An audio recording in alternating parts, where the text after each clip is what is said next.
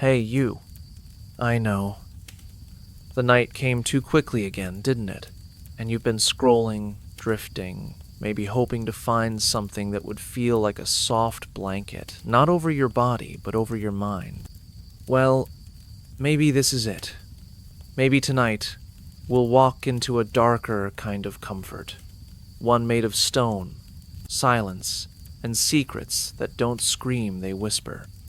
So, go ahead. Dim the lights. Maybe turn on that little fan near the window. Let your room become what it was always meant to be, a safe harbor from the noise of being awake. You don't have to listen too hard. You just have to let go a little. Let this voice be the last thing standing between you and sleep. Take a breath, a real one. And if you're still awake 3 minutes from now, just maybe leave a little heart, a like, a comment, and subscribe. But only if this place feels like it knows what you're trying to forget. Ready? Okay. You descend slowly. Not downstairs, exactly, but into a space your body doesn't recognize until it's already there. Cold wraps around your ankles like a memory. The kind you didn't invite, but that always shows up when everything else is quiet. It doesn't hurt. Not yet. It just lingers, like breath on glass. The stones beneath your feet don't echo. That would require room for sound to bounce. But down here, sound doesn't bounce. It sinks. It gets swallowed. Maybe that's why people stopped screaming long ago. Not because they weren't in pain, but because the dungeon never gave the noise back. You move through a corridor with no origin. It could have been built last week, or 1,000 years ago. Either way, it doesn't remember. Or maybe it does, it just doesn't care. The walls are damp, but not wet. Heavy, but not loud. They have that feeling of being pressed in from above, not because of weight, but because of time. Time weighs more than stone. You realize that now. And still you walk. Not because there's anywhere to go, but because stopping feels worse. Something about stillness here feels watched. Like the past lives in the corners, too polite to speak, but too bitter to leave. The air, you notice, is different. Not just colder, thicker, almost like it's holding something. A secret, a scream, or maybe just the final breath of someone who didn't know they were breathing their last. It settles in your chest like dust you can't cough out. And if your eyes are getting heavier, good. That's the point. There's no noise, except the kind your ears make when they're trying to find sound. You know that hush? That pressure behind silence? That's what this place sounds like. And slowly, something strange happens. You stop feeling like a visitor. You begin to feel remembered. Something drips in the distance. Slow. Irregular. The kind of sound that isn't a sound at all, but a rhythm. A heartbeat that doesn't belong to you. Maybe to the walls. Maybe to the memories trapped behind them. You don't follow it. You just let it be. This place, it doesn't speak English. Or Latin. Or even prayer. It speaks in shivers and sighs, in the way light refuses to enter. It speaks in weight, in stillness, in the kind of cold that makes you wonder what warmth ever meant. And yet, you're not afraid. You're just quieter now. And just when the silence sets in, you realize the ground beneath your feet isn't just holding you, it's holding back. Something, maybe everything. The pressure you feel in your chest isn't fear. It's gravity. Not the kind that keeps your feet on the floor, but the kind that keeps memories buried. The air here doesn't just cling to you, it weighs on you. As if breathing, it means taking responsibility for something unspeakable. There's a certain density to forgotten places, not just in space and memory. You're not supposed to be here, not really. And yet, the dungeon doesn't protest. It just lets you pass. Like it's too tired to resist. Like it knows that the deeper you go, the more you'll understand why no one ever wanted to come back up. That heaviness in the air, it's not just the lack of circulation or the wet stone. It's emotional, as if the earth pressed these chambers into itself, not to store people, but to forget them. Every stone, every low archway, every iron ring left in the wall seems to hum with the effort of being ignored. It's a hum you can't hear, but you feel it, in your knees, in the back of your throat, in the way your breath takes just a second longer to leave than it should. You imagine someone else standing exactly where you are now, hundreds of years ago. Maybe their clothes were rough wool, heavy and rank with sweat and mildew. Maybe they stood here with shackles already biting into their wrists. Maybe they begged, or maybe they had no strength left for that. But what's certain is that the air would have been just as heavy. Because time doesn't clean places like this. It preserves them. And if your eyelids are softening, if your fingers feel just a bit less awake, don't resist. This place isn't cruel, just still. And stillness is good for sleep. You don't need to follow every sentence. Let them pass like water through stone. Let your body forget it's listening. Beneath the weight of centuries, even your thoughts start to slow. You reach out, almost without thinking, and run your hand along the wall.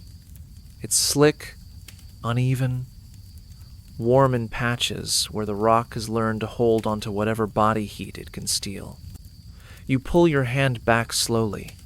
Something is left on your fingertips, not dirt exactly, just presence. This place doesn't welcome, but it doesn't forget either. Which is worse?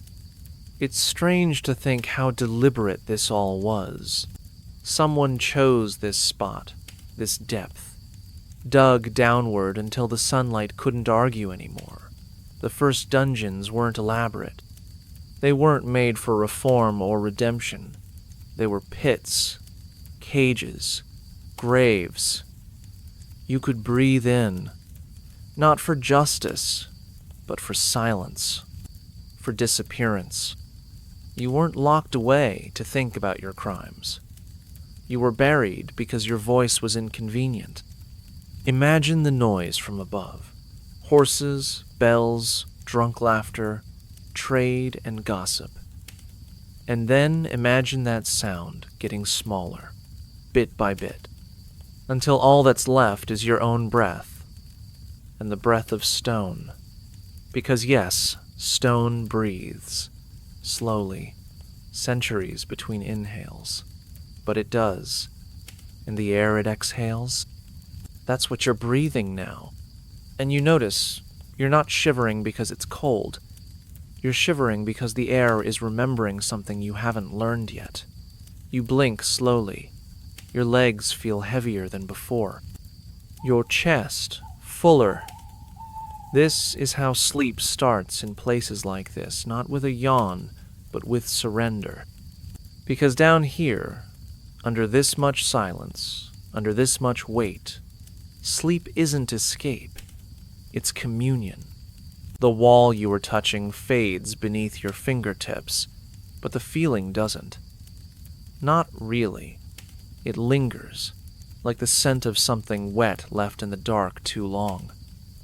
You move again, this time slower. Not from caution, but from gravity. That strange weight isn't just in the air anymore. It's in you. You pass a narrow archway, and the stone curves like a shoulder that's spent centuries hunched. The corridor narrows, and there, just ahead, you see them. Iron bars. They aren't like the ones you know from movies or museums. These aren't clean, proud, or even straight. They don't glint. They don't reflect. They don't beg to be noticed. They simply exist, quietly, as if ashamed of what they've done, or what they were made to do. Their shape is uneven, warped in places, bowed by pressure and time, or maybe just by the quiet refusal of those who once clung to them. You step closer, and that's when you notice the green. Not the bright, lively green of spring. This is the deep, damp kind, the green of forgotten things.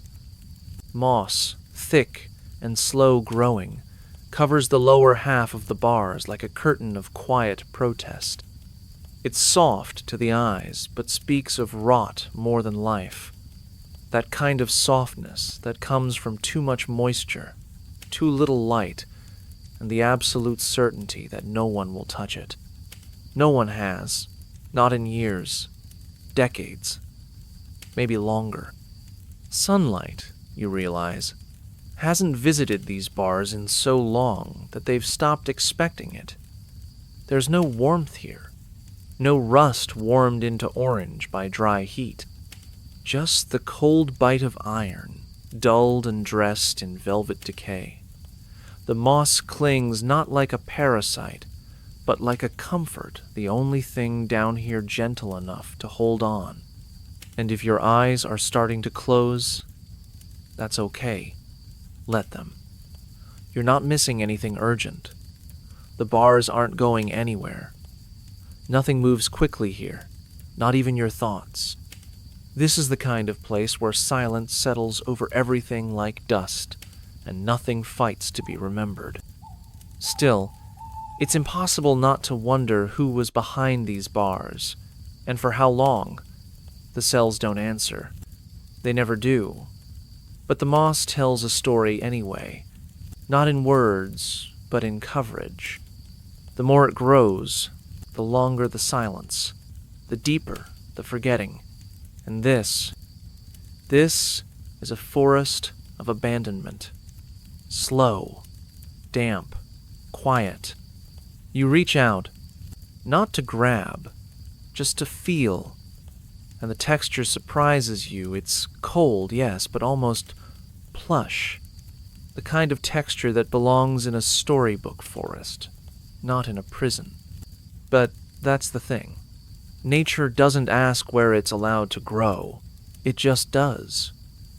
Even here, in the hollows of punishment and disappearance, something green insists on existing. Maybe that's comforting. Maybe it's not. And just for a moment, your mind drifts not to a prisoner, but to the one who forged the bars. A blacksmith, somewhere far above ground. He was probably sweating, maybe cursing, shaping these bars with fire and hammer. He had no idea they'd one day be covered in green silence. No idea they'd last longer than his name. Iron was made for permanence. But permanence doesn't resist softness forever. Eventually, even the strongest things are claimed by stillness. The air smells different here, more alive, in a strange way. Not fresh, but organic. Wet stone, old metal, and moss. It's a scent you wouldn't recognize anywhere else. You breathe it in anyway, slowly, and it sits heavy in your chest, like a memory you never had. You picture a prisoner reaching through these bars, fingertips brushing the same growth you're touching now. Maybe they whispered to it. Maybe they hated it. Maybe it was the only softness they ever knew.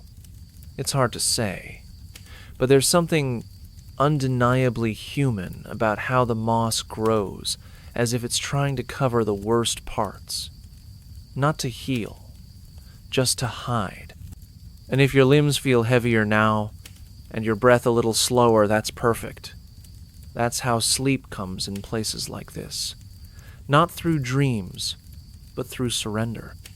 The moss recedes into the shadows behind you, and for a moment, everything feels still again. But then, that sound, it's quiet, almost ignorable. One of those background noises your mind wants to forget, like the hum of a fridge or the ticking of a clock in a room you've sat in too long. Drip. A pause. Drip. Longer pause. Drip. And suddenly, the silence isn't silence anymore. It has shape. It has rhythm. It has teeth. You don't know exactly where the sound is coming from. Somewhere above, or behind, or within the stones themselves. The kind of leak that isn't from plumbing, but from time, from the ceiling, from history. But down here, a single drop of water becomes a metronome of madness. A ritual the dungeon performs for itself, long after its audience has stopped clapping. It's hard to explain what happens to a person when days don't look different from nights. When the only signal that something has passed is the wet slap of a drop hitting stone. Some said it echoed. Others said it never made a sound at all, only vibrated through the bones. Some followed the rhythm with their breathing. Others tried to block it out, until it became the only thing they could hear. And if your breathing has started to match the pace, that's okay. That's what time does here. It doesn't move forward. It drips, 1 second at a time, then nothing, then again.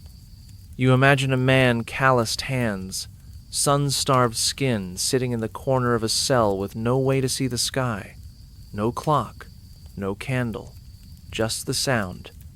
He marks each drip with a pebble, or maybe with a prayer, maybe both, if he remembers how.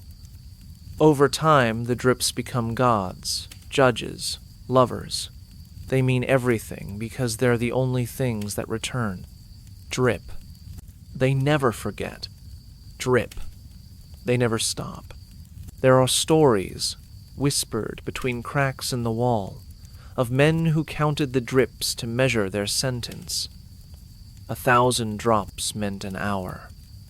100,000 meant you were still alive. And when the drip changed, when it slowed or skipped, they panicked. Not because the water stopped, but because time had. And time, when you're buried, is the only thing you think you still own. And if your thoughts are starting to slow in sync with the rhythm, let them. Let the sound wrap around your imagination. Not sharp, not cruel, just inevitable. That's how it works here. Drip, pause, drip, sleep.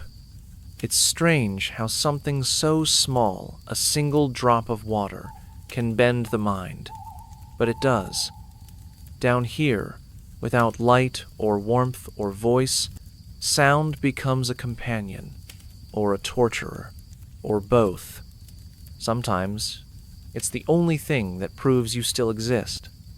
Other times, it's the proof you've gone too far inside yourself. They said some prisoners began whispering to the drip, as if it were speaking first. They'd name it, talk to it, beg it to change its pace. And when it didn't, they'd adjust their soul to its rhythm instead. People forget that time, when left alone, doesn't move, it waits. And waiting too long turns anyone into a philosopher, or a ghost. Your fingers twitch slightly. Your eyes close, then open, then hover halfway. The drip continues, always the same, always slow. And you begin to wonder maybe the dungeon built the leak on purpose. Maybe it didn't want you to sleep too deeply. Maybe it wanted to be the last thing you heard before your dreams turned to stone. And if your eyes are getting heavier, good. That's the point. The drip still echoes behind you, but now another sound threads through the silence, faint at first, barely there. not a footstep, not a voice, just a soft clink, metal kissing metal, a whisper in the dark that doesn't ask for attention, it assumes it. Keys. The sound isn't sharp, it's soft, like something brushing up against memory, a subtle rattle with no rhythm, no urgency, just presence. You don't see him yet, the one who carries them, but you feel the announcement, not in words, but in instinct, a warning dressed in steel. The jailer. If he has a name, no one remembers it. If he had a face, no one describes it. It's not that he's a mystery. It's that he became machinery a long time ago. Just another part of the dungeon that moves. Like the rats, like the water, like the moss that grows without permission. And the keys? They speak more than he ever did. They tell you where he is, when he's near, when he's not. They scrape against the stone in soft clicks, like teeth chattering in the cold. You can almost tell what mood he's in by how the sound changes. A sharp ring means something is about to be locked. A soft swing means someone's about to be forgotten.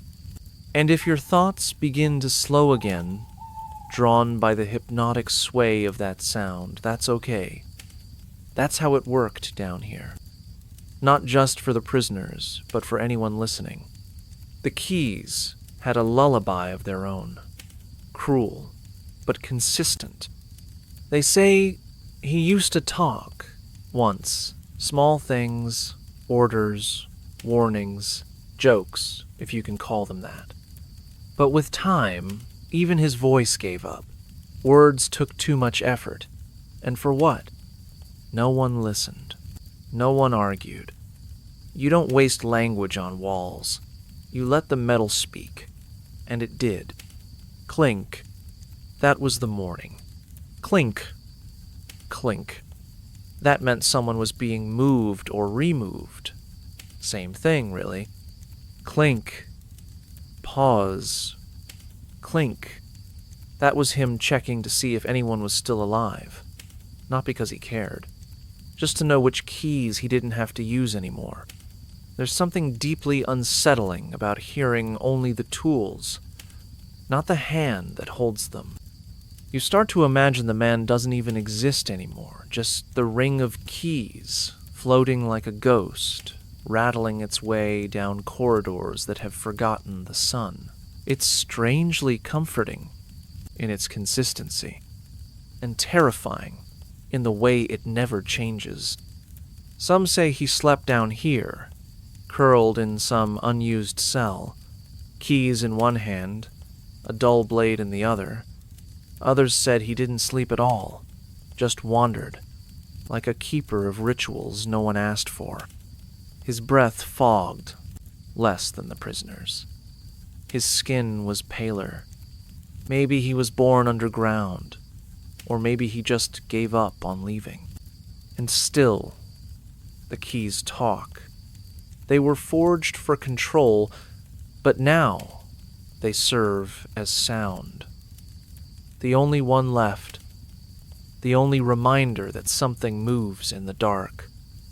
Prisoners came to fear the silence more than the clinking, because silence meant the keys had stopped, and if they'd stopped, it meant someone had finally let go of them.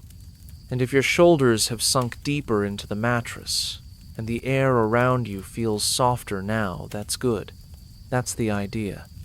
You don't need to know where the jailer is, just that he's somewhere, moving slowly, letting his keys do the talking. And maybe, if you're quiet enough, you'll drift off before they ever reach your door. That's how it went for many down here. Sleep wasn't safety, but it was still better than being awake when the whispering metal passed by. And if your eyes are getting heavier, good. That's the point. The clinking has faded again, swallowed into the distance by stone and silence. And with it, something else leaves too. a presence, a pressure, and in its place, the cold creeps back. Not in a rush, just gradually, like something being remembered by your skin. The kind of cold that doesn't bite. It sinks, it seeps, and it waits. Nights were different down here. Not because the dark got darker, it was always dark, but because night brought with it a particular kind of emptiness, a silence that didn't just surround you, but entered you. The kind that made even your bones feel like they wanted to give up. And not out of pain, but out of patience. You could always feel when the night had arrived. Not from the sky, of course. You hadn't seen that in how long now? Instead, it was the way the cold would change. It grew personal. During the day, if you could call it that, the chill was background noise. But at night, it came forward. It started speaking. Some said the cold was worse during full moons, as if the light above made the absence of it down here even more cruel. Others claimed that during storms, when the surface roared with thunder and flashing clouds, the dungeon grew strangely still, like the earth knew better than to interrupt. But every night, without fail, the cold grew teeth. And not the clean, crisp kind of cold. Not like snow or frost, or air that stings then fades. No, this cold had weight. It had history. It felt like it had been sitting there for centuries, soaking into the walls, waiting for skin to touch. And once it did, it didn't leave. You'd pull whatever you had tighter around you. A thin tunic, a scrap of linen, maybe a hood made from yesterday's sackcloth, and still, the cold came in. It always did. Not violently, just persistently, like it was asking a question you didn't know how to answer. And if your limbs are slowing, if your fingers are starting to forget the air around them, lean into that soft numbness, that quiet fade. That's exactly how sleep begins in places like this. Not with comfort, with surrender. It's strange to realize just how much colder a night feels when there's nothing to look forward to in the morning. When the concept of tomorrow is just another version of today, but slightly more worn out. Hope in a dungeon is not loud. It doesn't shout. It doesn't sing. It whispers, hesitates, and eventually stops speaking altogether. And that silence, the one that comes after hope has gone, is the coldest part. There are stories again, always whispered of prisoners who survived years down here by imagining the sun. They'd picture it against their eyelids, paint it on the back of their thoughts. Warmth became an idea. But over time, even imagination loses its temperature. You stop dreaming of heat. You start dreaming of nothing. You curl tighter, maybe. Not because it helps, but because your body remembers when that meant safety. Back when a blanket was more than a metaphor. Back when someone would whisper good night and actually mean it. Down here, good night is what the stones say before they forget you're still breathing. And if your eyelids are closing now, gently, as if pulled by something beneath the floor, let them. You're not alone in that. Hundreds before you have slept in this cold, not because they were tired, but because their thoughts had nowhere left to go. The chill down here doesn't come from weather. It comes from waiting. And nothing waits longer than a dungeon in the dark. And if your eyes are getting heavier, good. That's the point. The cold doesn't leave, but your awareness of it softens, numbed now by repetition, by routine, by resignation. The stone doesn't change. It just surrounds. And somewhere, in one of the deeper cells, one without a torch, one without even a proper door, someone waits. Not for rescue, not for release, just for a face. He used to talk. Everyone did at first. Even the most silent ones whispered to themselves in those early weeks. They told stories, gave voice to memories, recited names like mantras. Some even sang lullabies, hymns, market songs, anything to echo against the walls.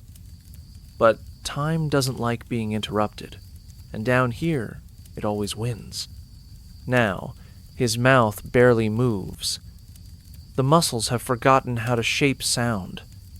His throat no longer aches to speak. It simply doesn't. There's no one to hear him, and maybe worse, no one to answer. In a place like this, silence stops being the absence of noise. It becomes a full-body experience. But his eyes, they still move, slowly, patiently, as if they missed the message his voice received.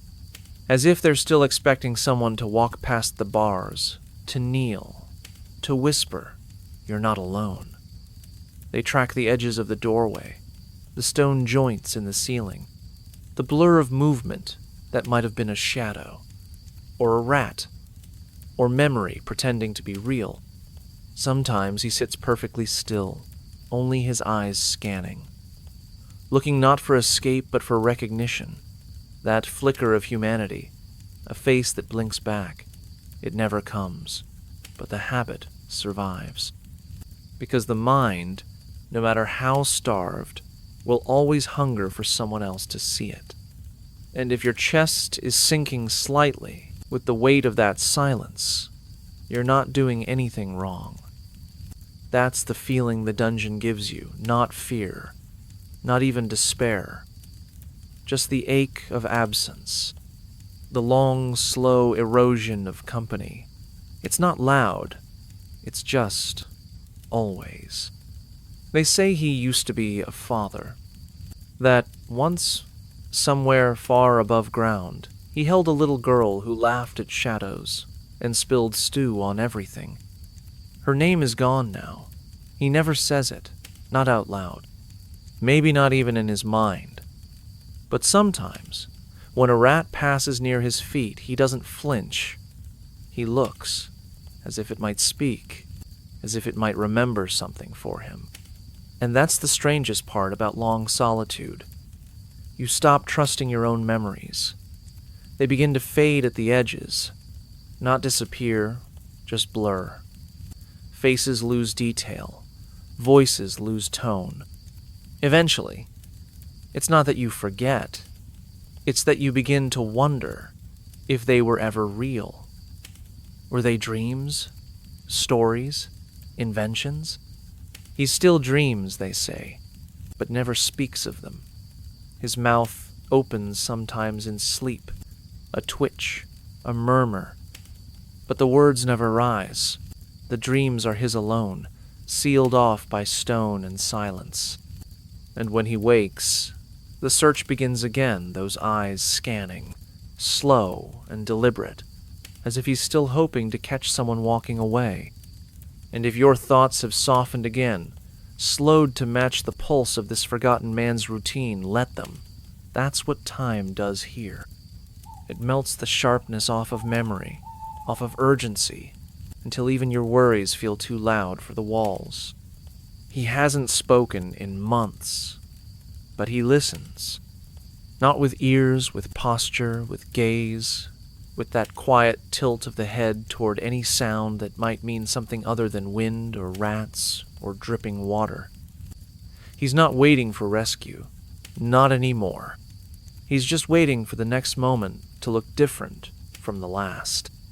Sometimes, just before sleep, the body confuses hunger for memory.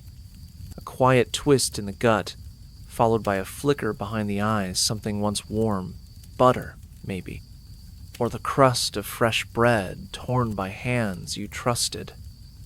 But here, in the belly of the dungeon, hunger doesn't spark nostalgia. It grinds into your ribs like stone trying to become bone. You hear it before you see it, the dull scrape of something dragged across metal. No voice, no greeting, just the sound of bread being thrown. It hits the bars first, then the floor, then silence. No eyes meet yours, no hands linger, just a crust landing hard and final. And in that moment, you feel it again, not rejection. Worse, indifference. The bread isn't food anymore. It's a message, and the message is clear. We haven't forgotten that you're alive. We just don't care what that means. It's always the same.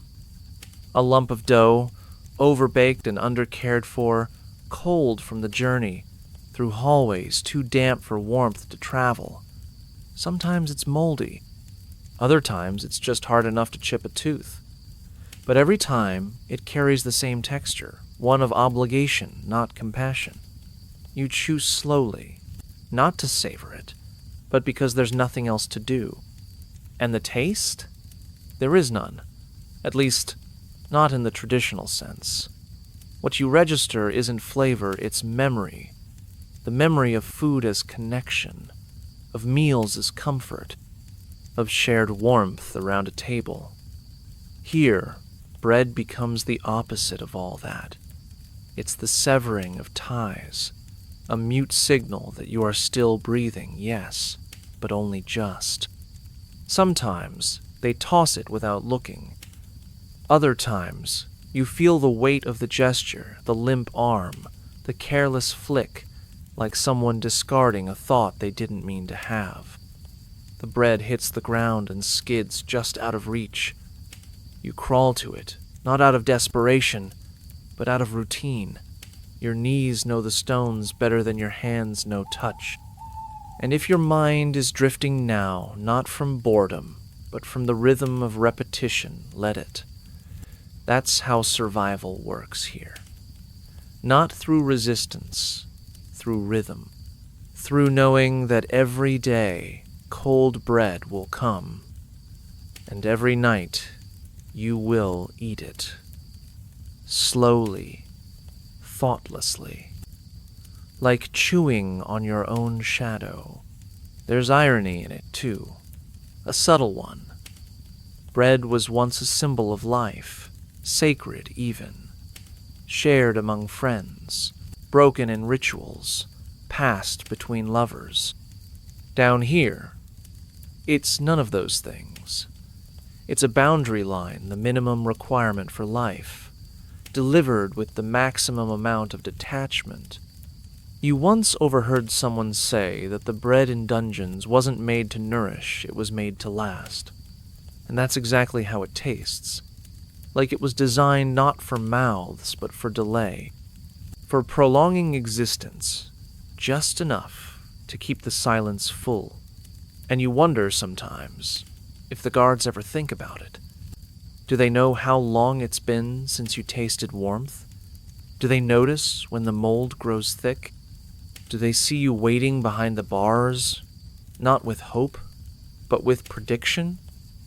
Or has it become a job with no edges, just motion, muscle, and forgetting? And if your eyes are softening now, drawn downward with the weight of habit, of ritual, of silent swallowing, let them. Let that heaviness settle over you, like the crust of another unwanted meal. There is nothing urgent here, just another quiet reminder that life continues even when flavor does not. This bread is not food. It is proof that you are still here, that you can still chew, that you can still wait. You finish the bread without ceremony, not because you're full, that's not a feeling that visits here anymore, but because there's nothing left to bite. Just dust around the edges, stuck to your lips like the aftertaste of forgetting. You shift your weight, lean back against the wall, and there it is. Not new, not surprising, but somehow always waiting. Marks, not just scratches, not just idle fidgeting. They run deep, some vertical, some looping, some deliberate, others frantic.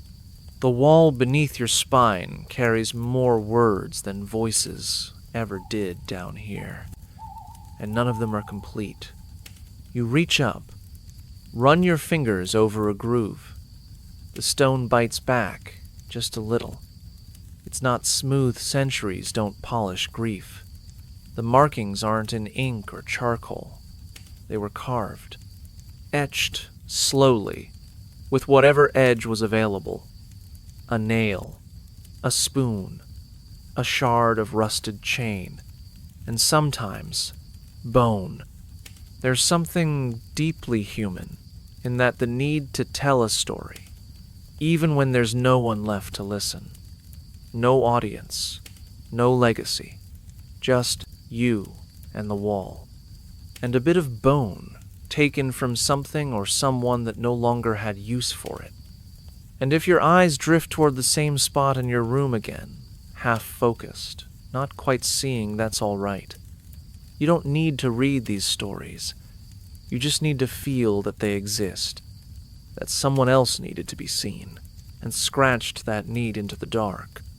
Some were prayers, not to be saved, that hope dies first, but to be remembered, even if just by stone. "Let this wall carry me," they seem to whisper. "If no one speaks my name again, let these marks mean I lived." Others were confessions, not grand, not poetic, just small truths. I stole bread. I struck a man. I lied, and some more complicated. I was innocent. I regret nothing. I miss her. Sometimes it was a name, repeated like a song, a mother, a brother, a child that never grew old. One man, they say, carved the same sentence over and over. I am still me. That was all. Dozens of times. Like a heartbeat, frozen in stone. And you wonder, how many times do you have to write that before you stop believing it? There's dust in the grooves now. The older carvings have faded into texture. Some you can only feel, not see. They're quieter than whispers, more honest than screams. This wall has become a library of people who were supposed to disappear. A sanctuary for the forgotten, built by fingernails and knuckles and broken teeth. And still, there's something beautiful in it. Not in a clean way, not in the way museums display, but raw, crude, like a voice that cracked but didn't break. You can't destroy a story just by ignoring it. If it's carved deep enough, it survives even silence. And if your breath is softer now, if your pulse has slowed without you noticing, lean into that. Let the wall take the weight. You've been holding enough. These marks aren't loud, but neither are you. That's why you're here. Funny, isn't it? Even in the deepest dark, people still write. Not because they think someone will read it, but because if they don't, they'll vanish from themselves. The dungeon doesn't answer back. It never has. But it remembers everything. And if your eyes are drifting closed again, then maybe, just maybe, you've finally found a place quiet enough for dreams to begin scratching their way out, too. And just when the silence sets in, it breaks. Not all at once. Not loudly, but in pieces. Fragments.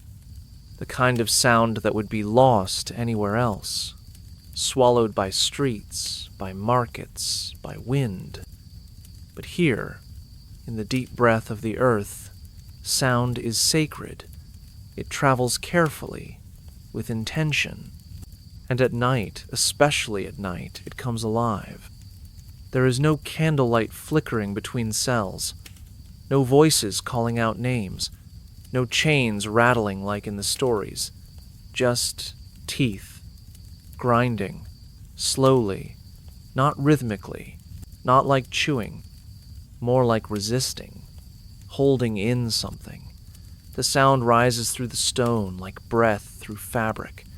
You don't always hear it right away, but once you do, it stays. Someone, maybe 2 cells down, clenches their jaw so tight it echoes. Not loudly, it's almost internal, but you feel it in your own molars, like a mirrored tension, like your own body preparing for pain that hasn't arrived yet, or maybe already has.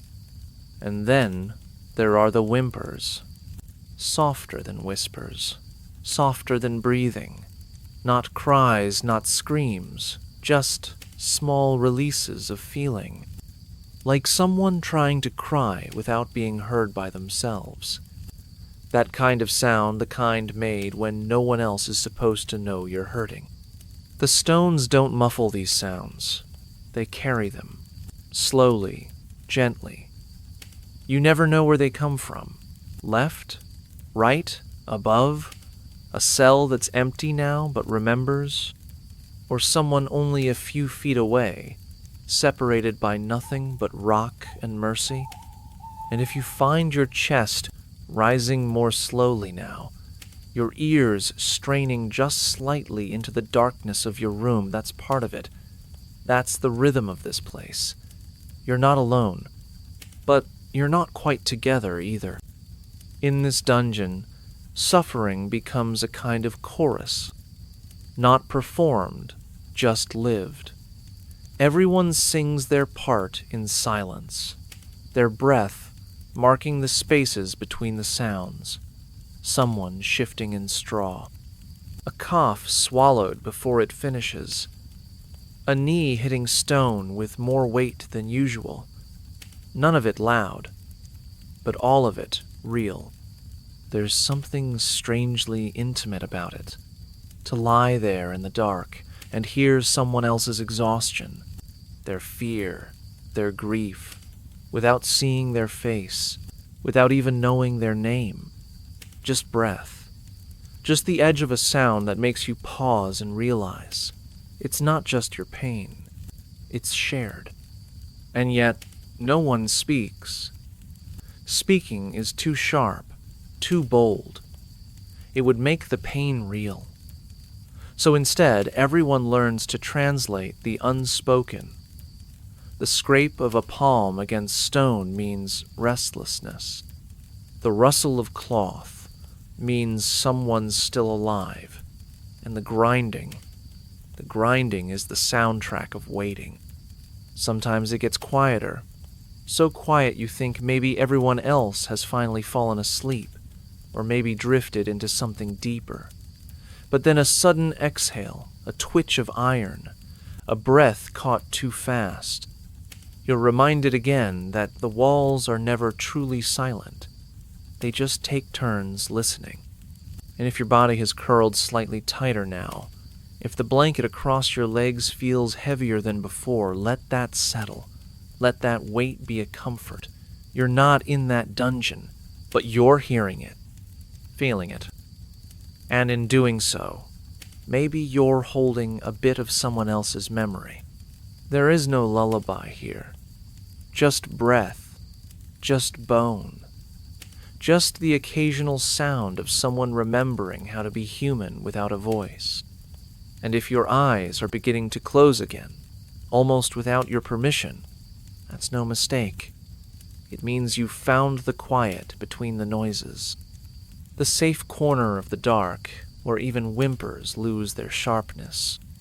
The sounds settle again. The grinding stops. The whimpers fade, but something else stays behind. Something that never truly leaves. The smell. You notice it first, not with your nose, but with your breath. The way it slows, catches, hesitates, like it's trying to avoid something it can't. The air isn't just heavy, it's filled, saturated, not with smoke or dust or anything alive, but with layers, decades, maybe centuries. Breathing here feels like inhaling history no one asked to remember. It's not one scent either. It's a blend. The first is rot. Not the sharp, fresh rot of spoiled meat. No, this rot is tired. It's settled. It lives in the stone now. It's the rot of cloth left damp for too long, of straw soaked through and forgotten, of old wounds that never quite healed, and older ones that were never meant to. The second layer is rust. Not the clean orange rust of garden tools or door hinges, but deep, iron, blood-stained, sweat-worn. You can smell it in the hinges, in the shackles, in the old rings nailed into the walls. Rust that's tasted too many wrists, too many ankles. It flakes off in the corners like dried scabs no one dares sweep away. And then there's the third, regret. You'd think that wouldn't have a scent, but somehow it does.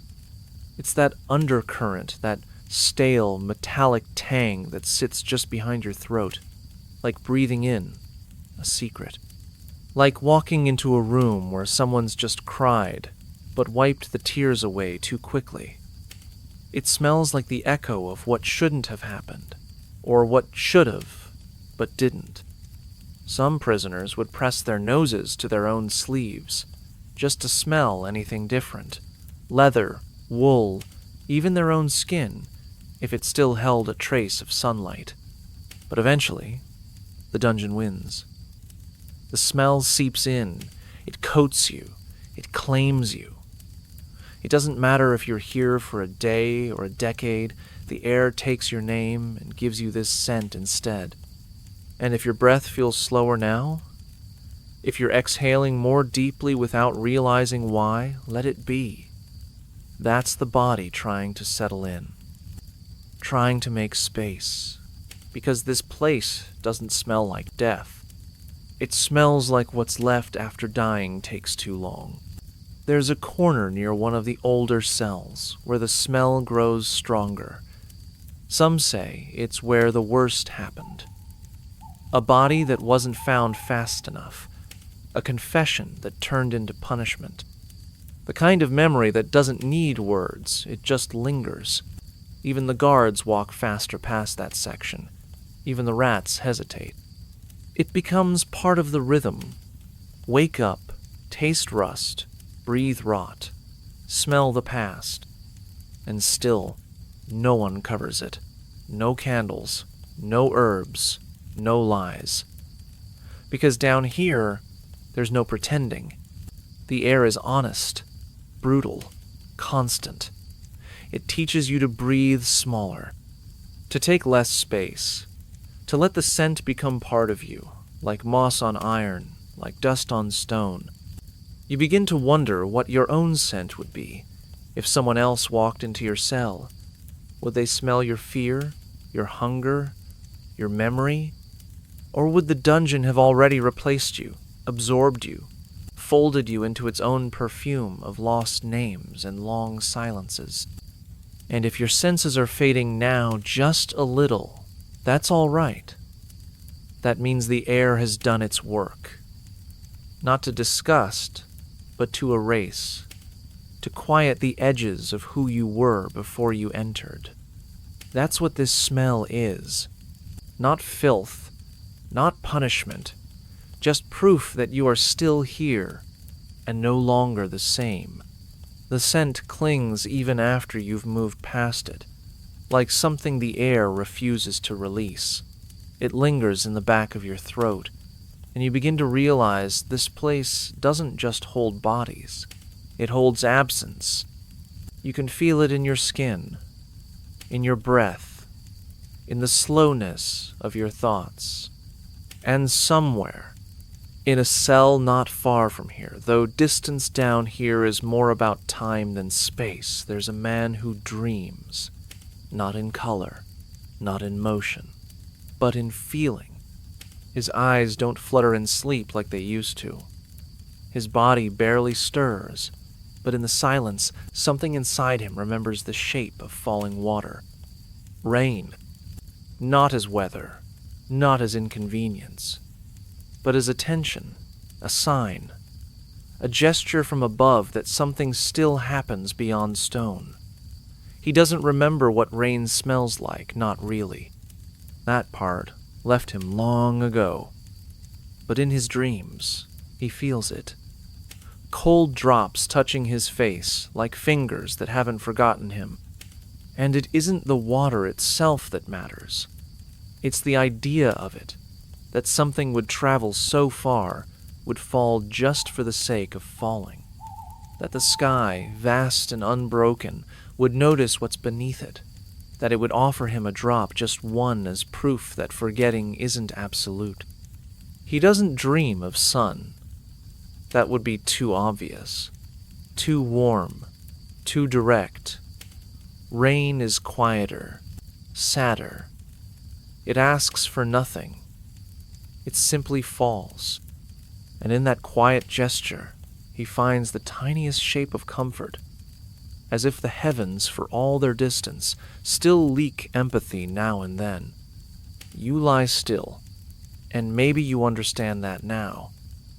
The desire not for freedom, but for acknowledgement. That someone, somewhere, knows you're down here, even if they can't come, even if they won't. He dreams of standing in the middle of a field. No chains, no walls, just sky. He doesn't look up. He doesn't need to. The drops find him anyway. They land without ceremony, without thunder. They soak his sleeves, his collar, his eyebrows, and in that soaking, something within him breathes for the first time in years. And when he wakes, nothing has changed. The stone remains, the cold remains, but something clings to him, a ghost of sensation. Like sleep tried to remind him what it once felt like to be chosen by something natural. Others say rain never comes here, that the dungeon was built beneath layers of denial, that even leaks avoid this place out of respect. But he disagrees. In his mind, it rains often, gently, without sound, without color, just presence. And maybe you too have longed for that kind of contact, not loud, not rescuing, just aware. The subtle grace of being remembered by something that doesn't need to. Maybe that's why your breath has slowed again, why your jaw has softened, why your fingers no longer grip the blanket as tightly. Because this isn't about rain. It's about the sky remembering what it's made of, and you remembering what it feels like to be noticed by it. He dreams of rain, not for thirst, not for cleansing, but because it doesn't ask why he's there. It just arrives, briefly, beautifully, and then leaves him with the sound of its passing. And as you drift further now, not because you're trying to, but because there's nowhere else to go, you begin to feel it too. That weightless pressure of something distant, falling, not to save, just to reach. You walk further down the corridor. The moisture in the air shifts slightly, carrying with it a coolness that isn't entirely physical. It's the coolness of recognition, of arriving at something left behind, not by accident, but by intention. A message etched not for others, but for time itself. The stone ahead is different. Not cleaner, not newer, just more crowded. And as you run your fingertips along its uneven surface, they catch on the grooves, shallow at first, then deeper. Not drawings, not prayers, just names. Some are faint, like they were scratched with the edge of a broken buckle. Others are bold, as though whoever made them pressed with all the weight of a dying will. First names, mostly. Short. Familiar. Anna. Peter. Thomas. One just says M. Some include numbers, years, maybe, or guesses, but none of them make sense anymore. They don't match the present. They aren't tied to a calendar that still runs. And that's what's haunting. The idea that someone, once, kneaded the wall to remember them, not with words, not with art, but with the most fragile form of resistance, identity, carved not to outlast time, but to resist becoming no one. You find one name, slightly off-center, surrounded by hash marks, dozens of them, a crude calendar, or an attempt. The spacing is inconsistent. The lines overlap in places. Maybe the carver lost count. Maybe he knew it didn't matter. Still, he scratched the marks every day. Maybe it was a way to prove he still could. There's irony here, too. Stone is supposed to last. But even these carvings, these names, are being worn smooth by time, by damp, by hands brushing past. Some are so faint they feel more like bruises than engravings, like memories trying not to fade but losing anyway. And yet, they're still here, which means someone, maybe you, is reading them. Maybe that was enough. Maybe the only thing worse than dying in a cell was being erased by it. These names, these letters, are a refusal, a rebellion against oblivion. It's quiet in this part of the dungeon, too quiet. Even the usual drips seem to have paused out of respect. You hear only your breath, and maybe if you listen carefully, the imagined sound of fingers pressing bone against wall, again and again, not for art, just for proof. And it makes you think. If you were there, what name would you carve? Would it be yours or someone else's? Someone you couldn't bear to forget? Would you add a date, knowing no one would care what it meant? There's a sadness to it, but not the kind that crushes. More like the kind that rests in your chest as you lie still. The kind that helps you understand how small, and yet how defiant, a name can be. These weren't messages for escape. They weren't pleas. They were signatures, stamped into the wall as if to say, "You may take everything else, but I was here." And as your thoughts begin to loosen, as your focus blurs slightly at the edges, that's all right. Let the stone hold the names for now.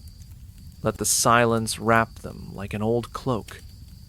Nothing urgent lives here. Just memory.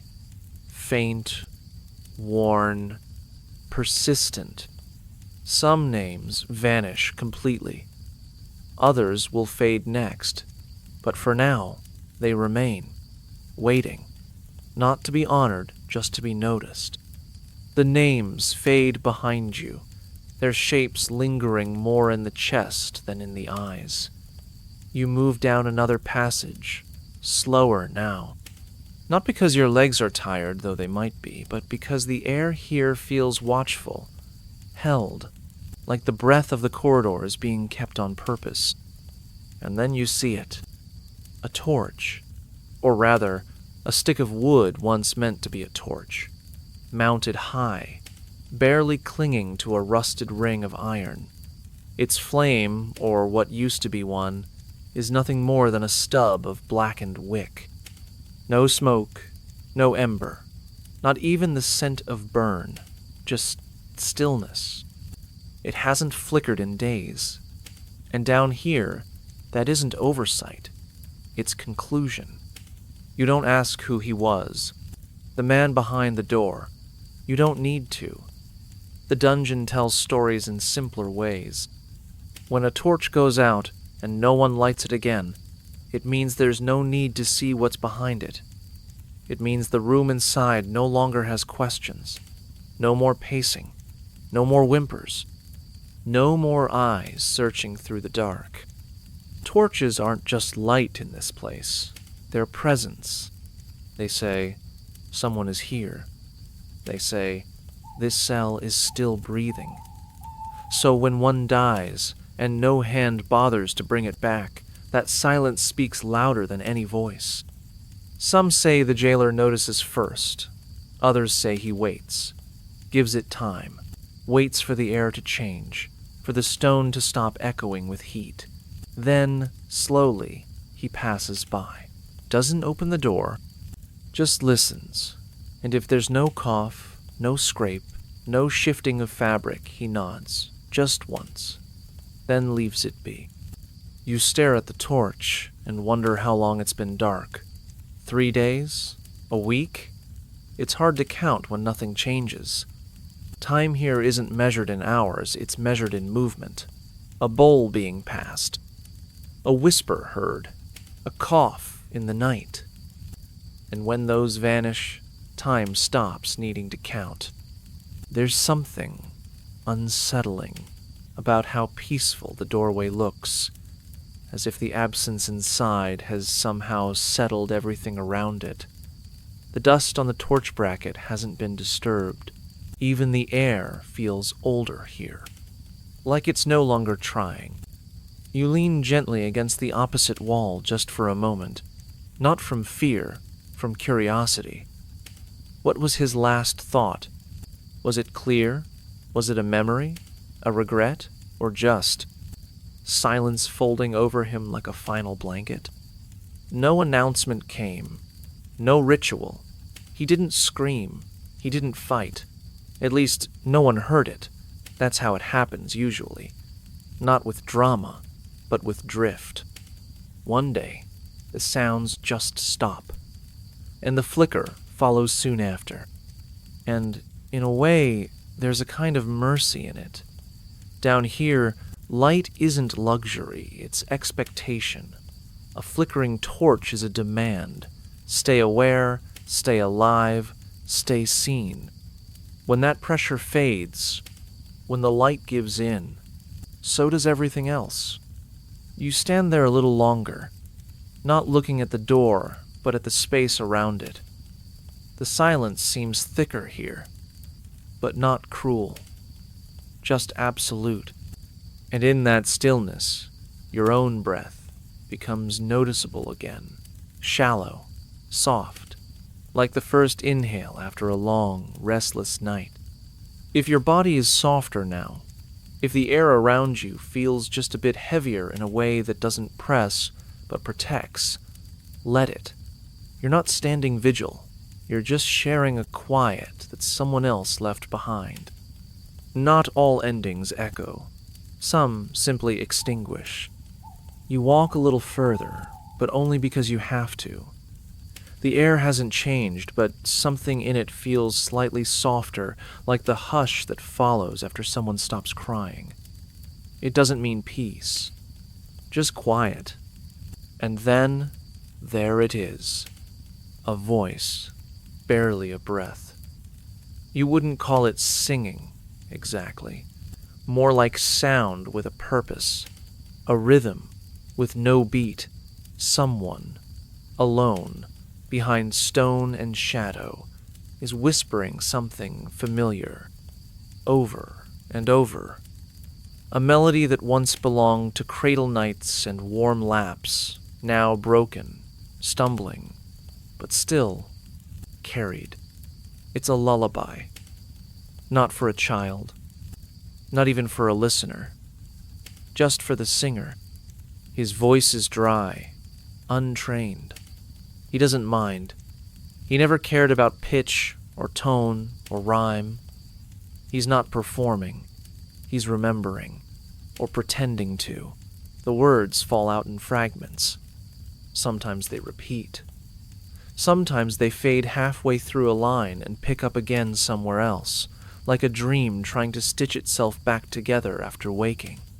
He sings it the same way every night.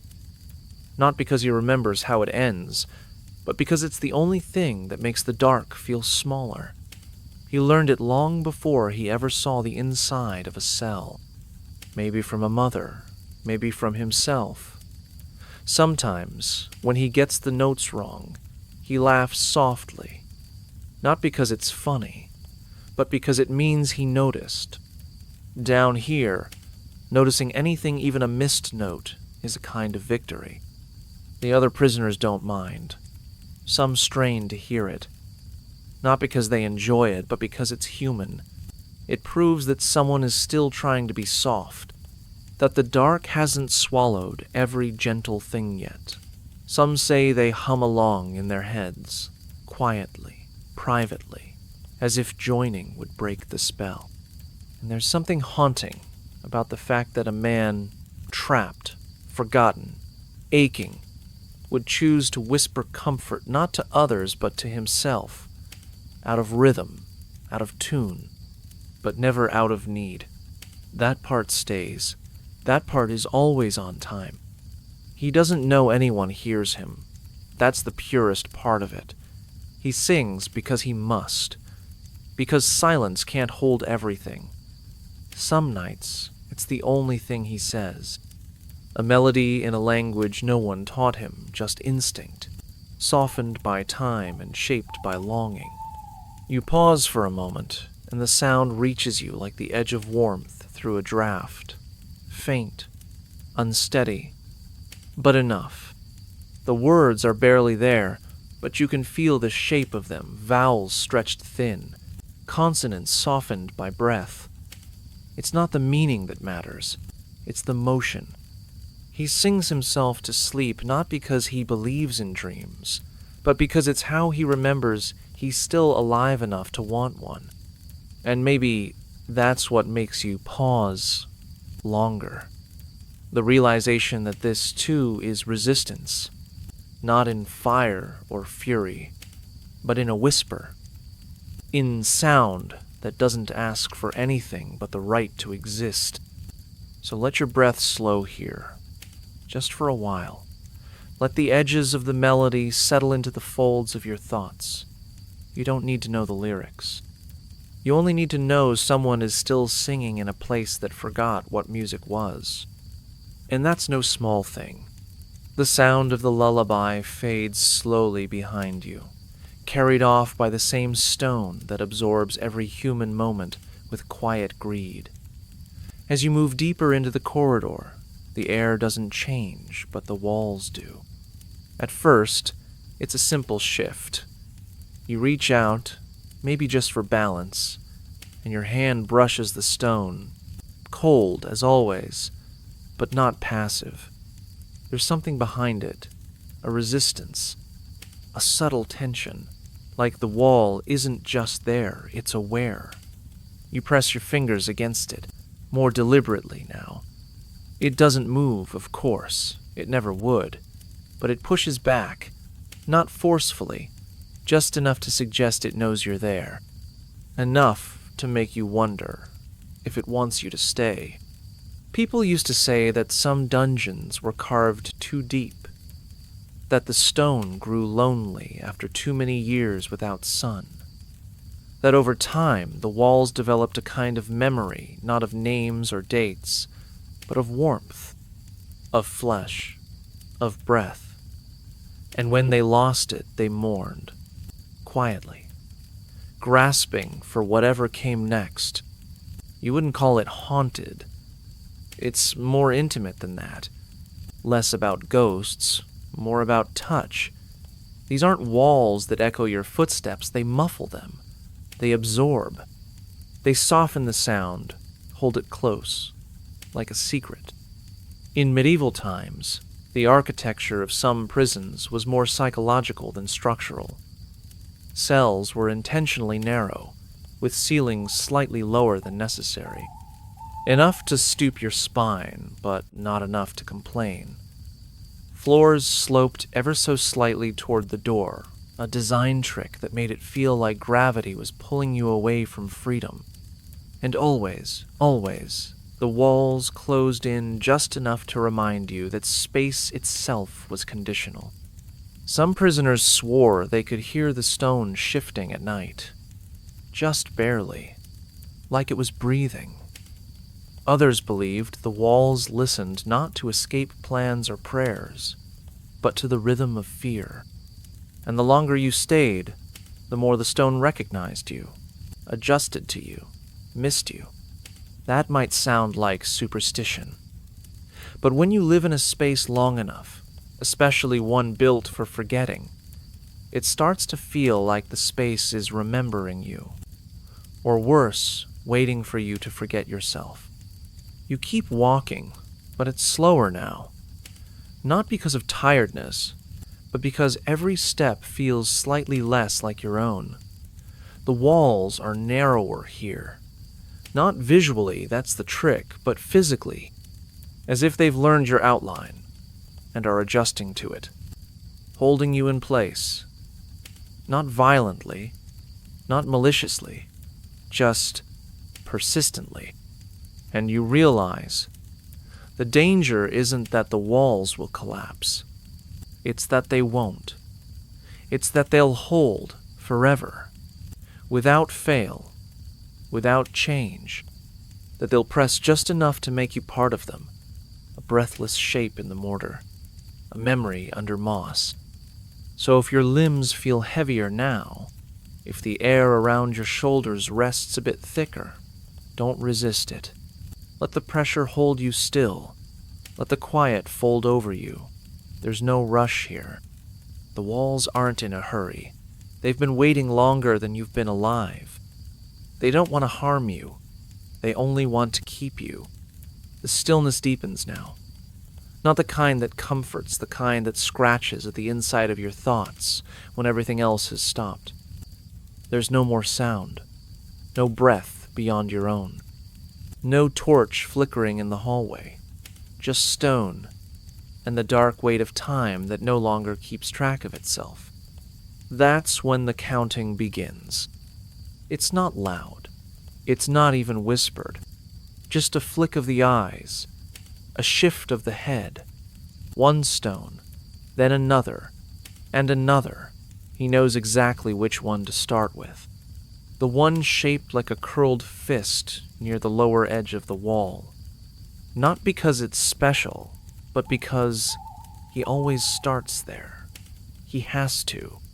He counts along the bottom row, sometimes brushing his fingers against each one just to feel texture. It helps anchor the rhythm. Cold, smooth, cold, cracked, cold, chipped. That one's missing a corner. That one looks like it was once part of something else.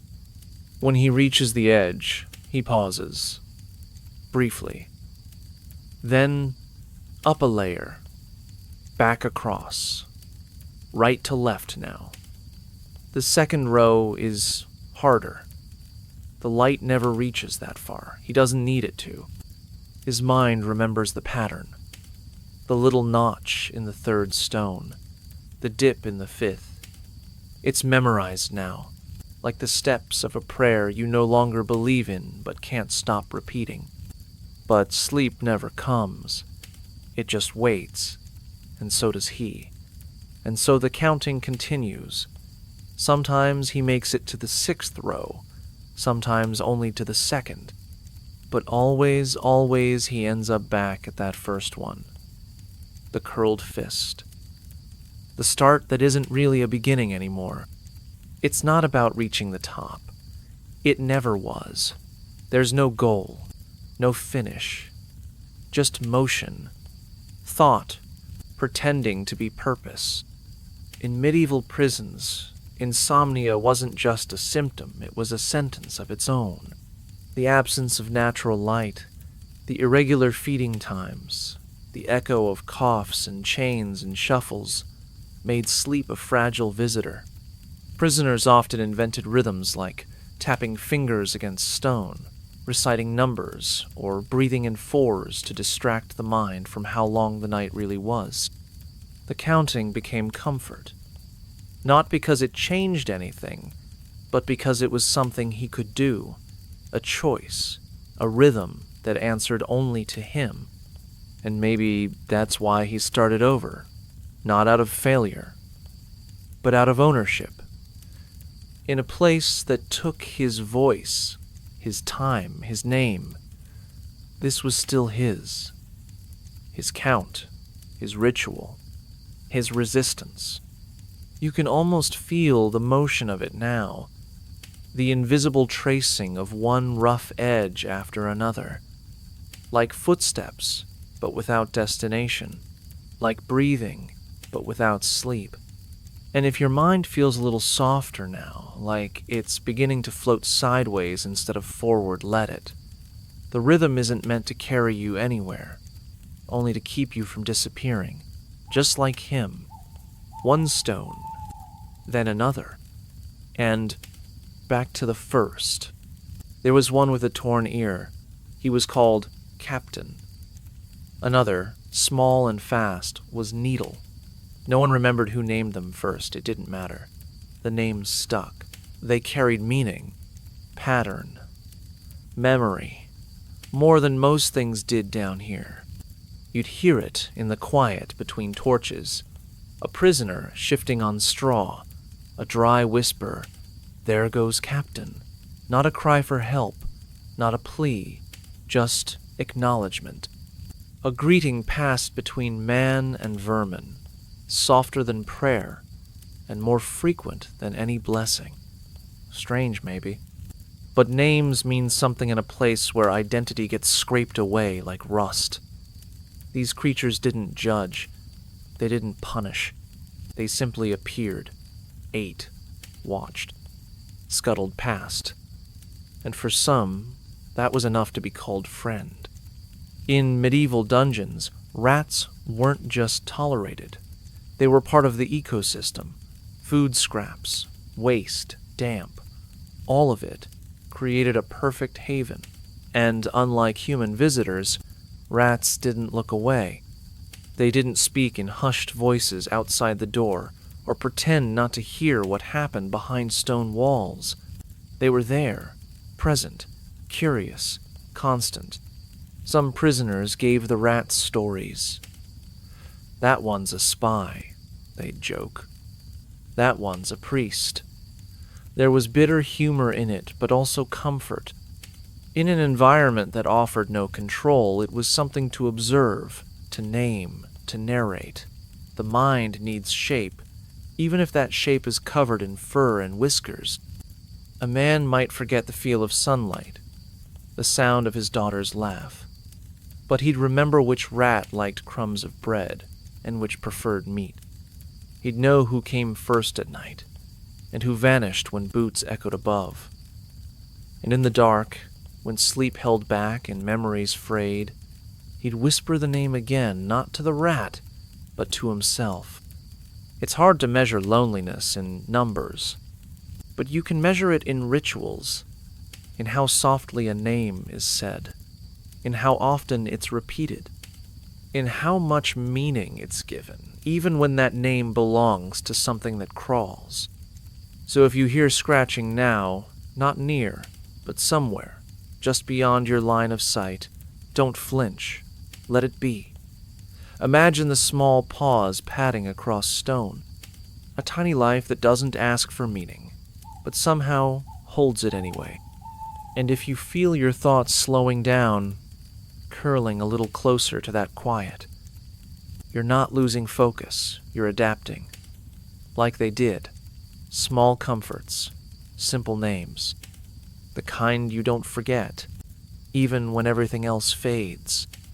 It started in the fingertips. That's where sensation slips away first. A gradual dulling, like someone dimming the lantern inside your skin. At first, you might try rubbing your hands together, breathing into your palms, curling into yourself like a question without an answer. But there comes a point where you stop doing that. Not because it stops working, but because you stop expecting it to. The cold isn't sharp anymore. It's not even painful. It's just there. Part of the fabric of everything.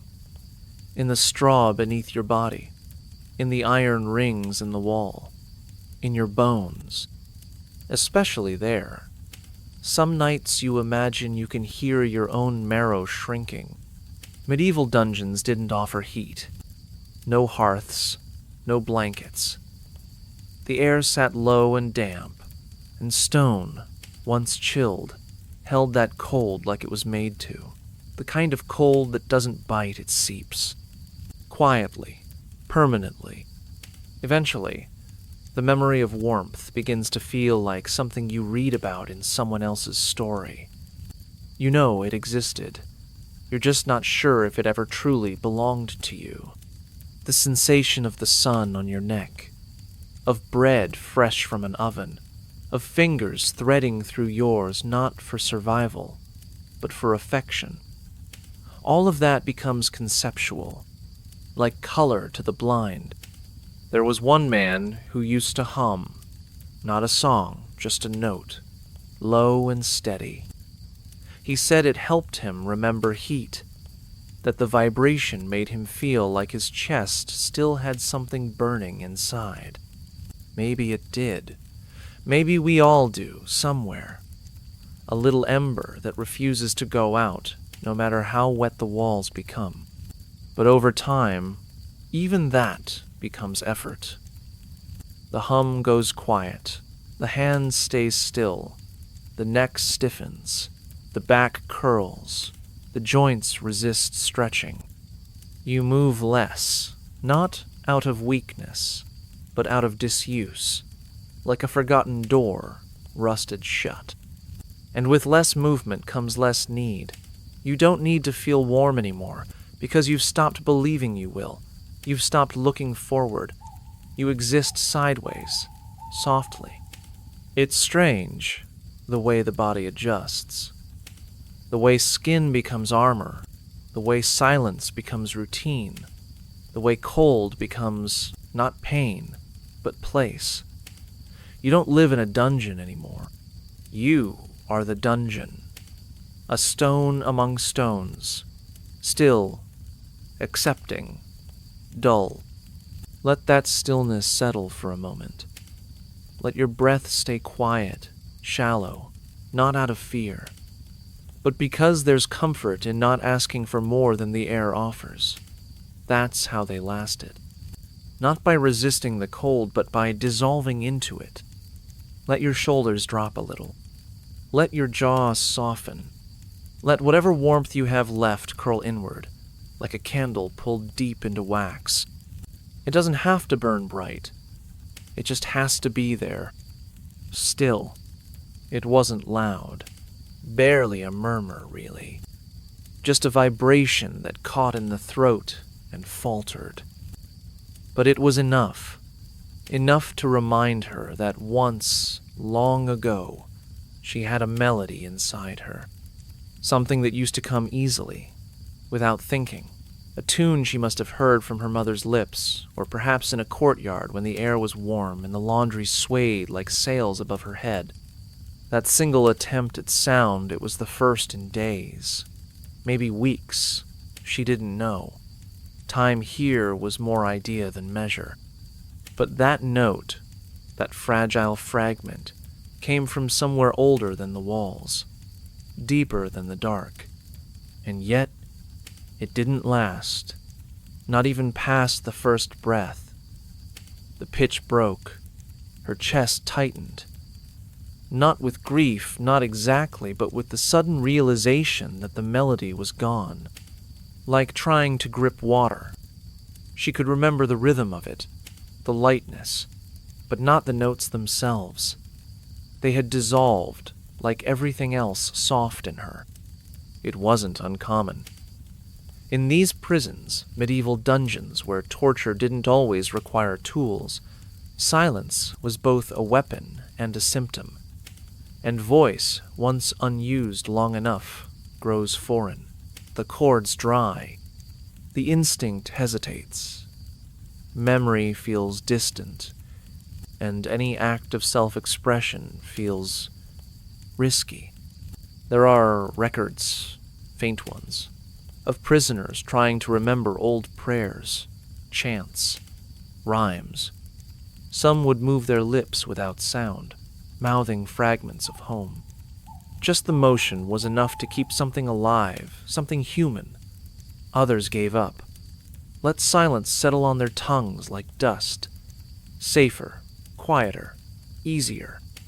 But for her, in that one moment, she reached back. Not in defiance, not even in hope, just out of need. A need to remember she had once belonged to something beyond this stone.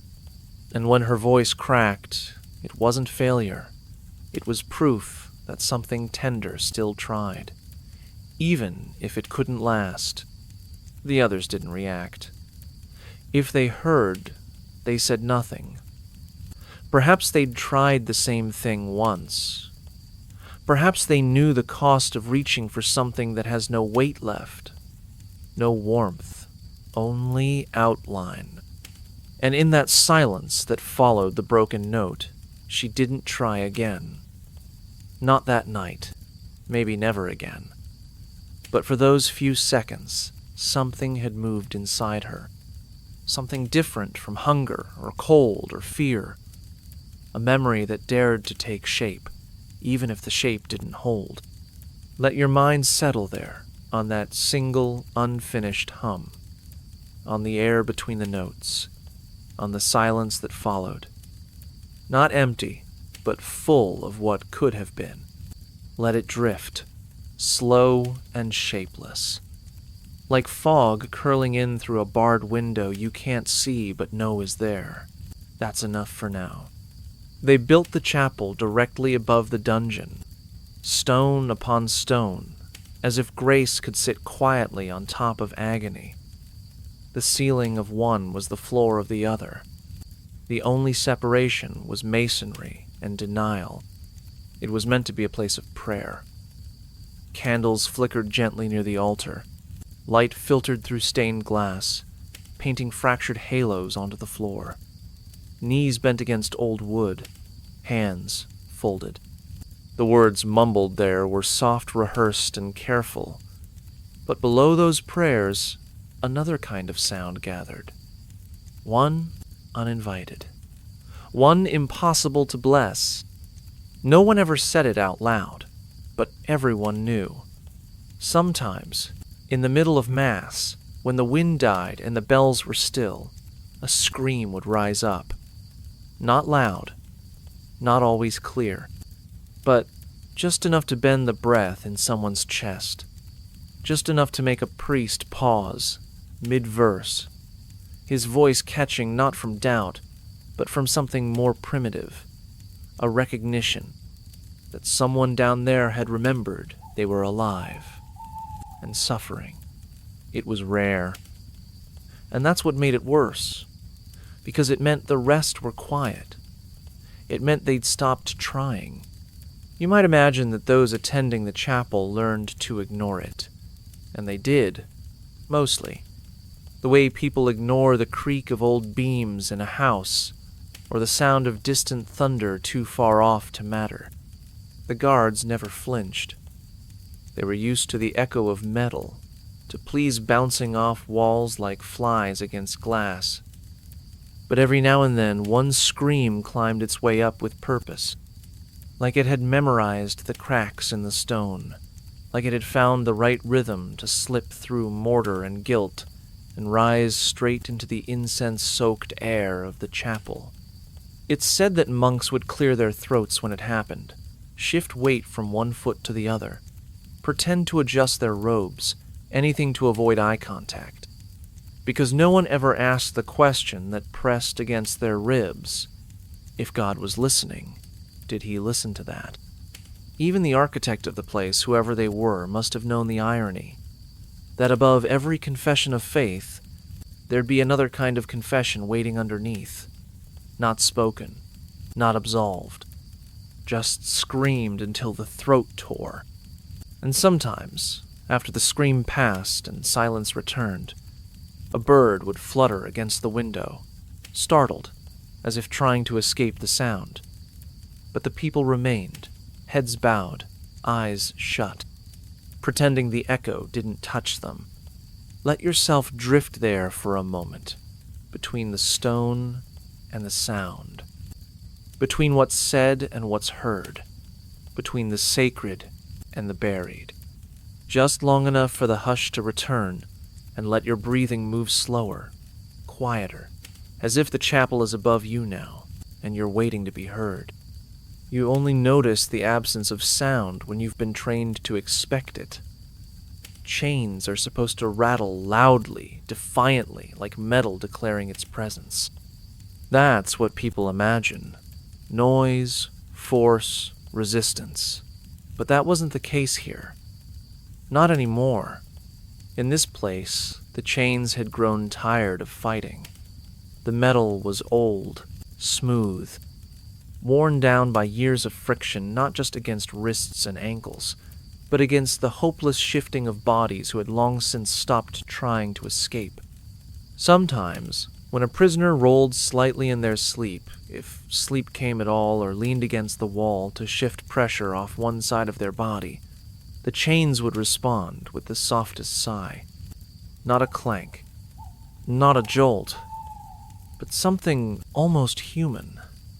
A low, breathy drag of metal against stone or skin, like a ghost exhaling, as if the iron itself had learned to mimic resignation, as if it, too, had grown used to its place in the ritual of staying still. The silence between these sighs was longer than you'd think. Because movement wasn't casual here, it came with a cost. Every shift woke pain in parts of the body that had been trying to fall numb. Every adjustment was strategic, a calculated risk. And when they did move, they didn't move with intent. They moved like trees, in windless weather, slow, creaking, uncertain if it mattered anymore. There was something eerie about that quiet, more unsettling than noise. Noise could be explained, but this hush was heavy. It filled the space like a presence, and when it broke, not by a cry, not by a scream, but by a chain exhaling into the dark, it felt like the cell itself was whispering, remembering. No one spoke of it, not even the guards. Perhaps they thought that silence was a mercy, or perhaps it was just easier to pretend that nothing living remained in those rooms, that the chains moved on their own, that the metal had forgotten the names of the wrists it held. You can picture it now, can't you? The stale, still air, the smell of iron and old skin, the feel of cold rings against bone, and somewhere near your ear, not loud, not sharp, the faint sound of something sliding just a little, not because it was being pulled, but because it had learned to move without protest. Let your breathing slow to that rhythm, the rhythm of chains that no longer rattle, just a soft shift, a quiet murmur, like they're waiting for your heartbeat to match theirs. The cold had not just crept into his bones, it had stayed, settled, nested deep beneath his skin until his fingers curled inward like old twigs, locked in a shape they no longer chose. At first, when he was brought down here, his knuckles still bent, still opened, still held the ghost of a gesture, a hand offered in trade or maybe in greeting. But that was long ago. Before the walls taught his joints to forget movement. He was once a merchant. That much he remembered. The rest came and went like fog. He couldn't say if he dealt in fabric or grain, pottery maybe, or spices from ships with white sails. There was a memory of sunlight on barrels, the scent of cardamom, or nutmeg, or something sweet and distant. But even that could have belonged to someone else. That was the danger down here. Time folded in on itself, and you could wake up holding another man's dreams. Sometimes he'd sit with his back to the damp stone and study his hands, as if they were artifacts left behind by someone he once knew. They looked unfamiliar, scarred, cracked, stiff. The color was wrong. The nails chipped. A layer of grime forever wedged into the creases. He tried to flex his fingers one day just a little, and the pain that followed felt personal, as if his body were punishing him for remembering. Touch had once been a livelihood. Textures told him stories. cloth had a voice. Leather spoke of its origin. Coin left a scent, and the weight of it in the palm was as distinct as a face. Now, there was nothing. His skin didn't feel much anymore. Only cold, cold in layers, cold that wrapped itself around memory until the past blurred into the present and both faded together. Someone had asked him, long ago, where he came from. He couldn't answer then. He wouldn't be able to now. What use was a town name when no one remembered it? What use was a shop sign when the wood had surely rotted, the paint peeled, the door broken from its hinges by time? Even if he escaped, if the walls released him, if the locks turned by some miracle, what would he return to? Who would take coins from hands that could barely open? His name. That too had softened. He heard it once in a dream, spoken by a girl, maybe a daughter, or a customer, or maybe a figment conjured from the echo of voices long gone. She had laughed a sound that hurt to remember, and called him something gentle. He couldn't repeat it now. Not out loud. His jaw was tight from disuse, and the cell didn't reward talking. Still, some nights he'd lift one hand a few inches, just enough to see its silhouette against the wall, the outline of a life that used to matter. Then he'd lower it, slowly, and let it rest again on his lap. Heavy, stiff, silent, like merchandise left too long on the shelf. And with each breath, you can feel your own hands warm, perhaps soft against your chest or blanket. Let them relax. Let the memory of motion fade, just for now. There's nothing you need to carry. Not tonight.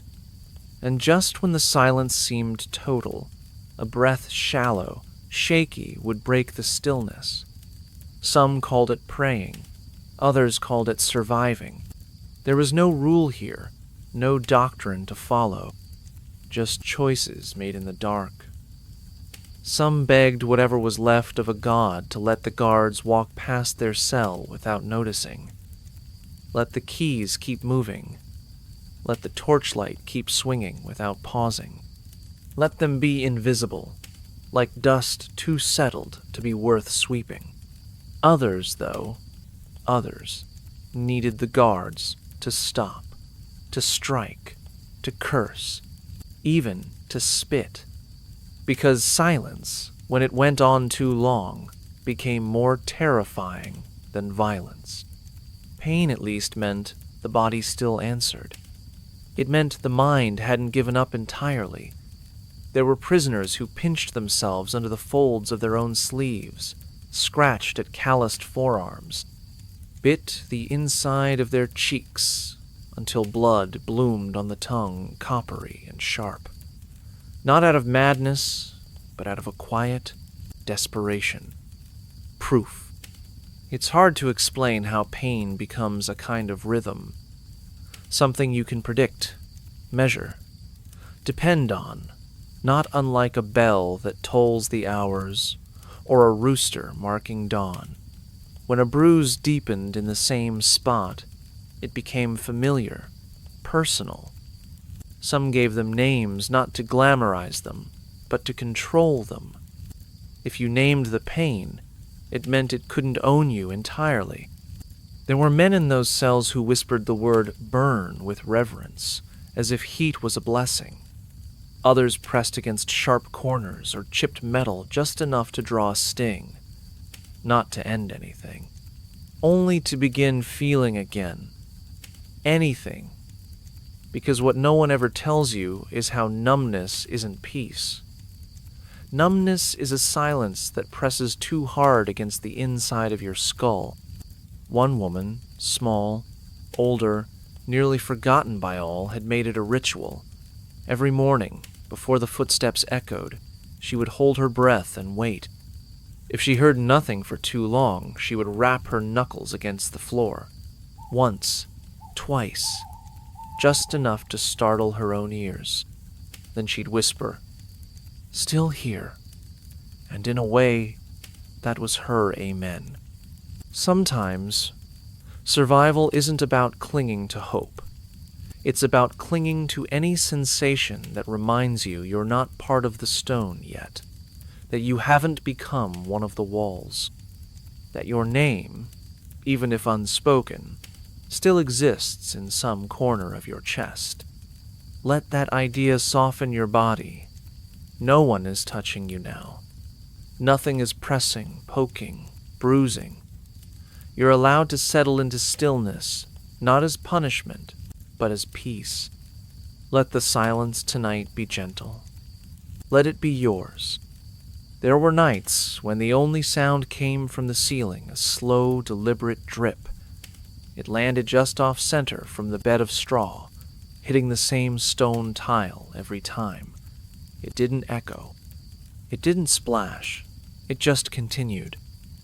A measured rhythm, indifferent to the passing of time, as if the walls themselves had settled into their own kind of breathing. Some said it was rainwater. Others were sure it was from the baths above, though no one had felt warm water in years. One man insisted the drops were tears, that the prison wept because it remembered everyone it had consumed. But eventually, the origin stopped mattering. The rhythm was what stayed. That soft tick of water became a kind of metronome, keeping time in a place where no clocks were allowed. Some listened to it with resentment, as if it were mocking them proof that even a leak had more freedom than they did.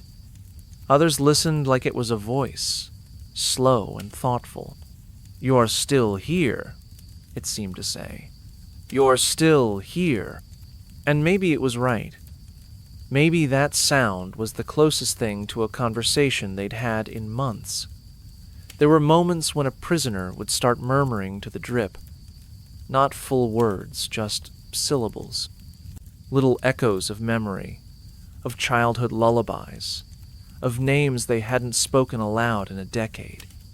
Sometimes, when the dripping stopped for a second, a pause, so rare it felt like a breath held in suspense, they waited, as if the dungeon was thinking, deciding, remembering them. There's something about repetition that unravels the mind slowly. In a market square, repetition comforts. Bells, merchants, footsteps. But underground, where the air tastes like rust and sleep comes in pieces, repetition becomes something else. It carves grooves in the mind, deep circular tracks that never lead out. A single droplet becomes a reminder of the loop. Morning that never arrives, footsteps that never pause by your door, a world that continues elsewhere. One prisoner, a former scholar, tried to count the seconds between drips. He hoped to find a pattern, as if discovering a truth might save him. But even that became its own prison numbers that mocked him, never adding up to anything, until he gave up and simply began humming with it. One note, low and steady, timed with each drop. For him, it wasn't music. It was resistance. And here, maybe that's what survival looks like. Not escape, not revolt, but synchronization. Breathing with the stone, blinking with the torchlight, thinking alongside the dripping ceiling, letting yourself dissolve into the rhythm, not as surrender, but as rest. If your breathing has synced to something now, the sound of your own inhale, the pause between thoughts, that's all right. Let it continue. There's nothing you need to do, no one to impress, no gate to rattle, just the steady sound, and you still here. You could find the map of their time not in calendars, but in the walls. Tiny fractures spidered across the stone like frozen lightning, growing millimeter by millimeter, not fast enough to notice day by day, but over a stretch of breathless silence, they multiplied. One prisoner once tried to trace each crack with his finger in the dark, committing them to memory like constellations. When he could no longer remember what season it was, he named the cracks instead. That one came after the boy stopped singing. This one after the storm that flooded the lower hall. His personal almanac of suffering. Quiet, splitting stone. No one marked birthdays anymore. That kind of memory belonged to another world, a place with cake, with warmth, with someone whispering your name before blowing out a candle. Down here they marked time differently. A week might pass between screams, or maybe just a few minutes. It was hard to tell, but it was always the pause between them that mattered. That quiet hum of dread, of guessing whose voice might echo next. Would it be someone you'd never heard before, or a familiar rasp now breaking apart? You started listening for patterns.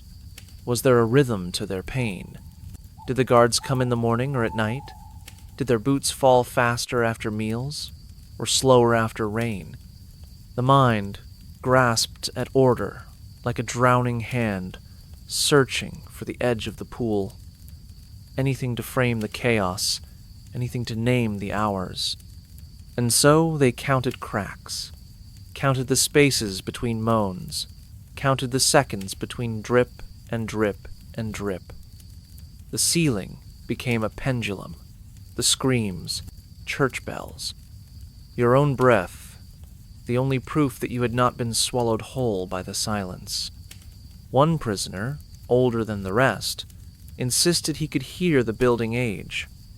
He said the walls groaned at night, not from weight, but from memory, that each groan was the sound of one more hour laid on top of the last. He'd hum to it, not songs, just sounds, like someone soothing a child, or maybe soothing himself. You never asked.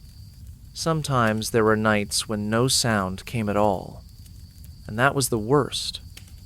No coughing, no shifting, no clinking of metal, just a deep, pressing silence, heavy like wet cloth draped over your chest.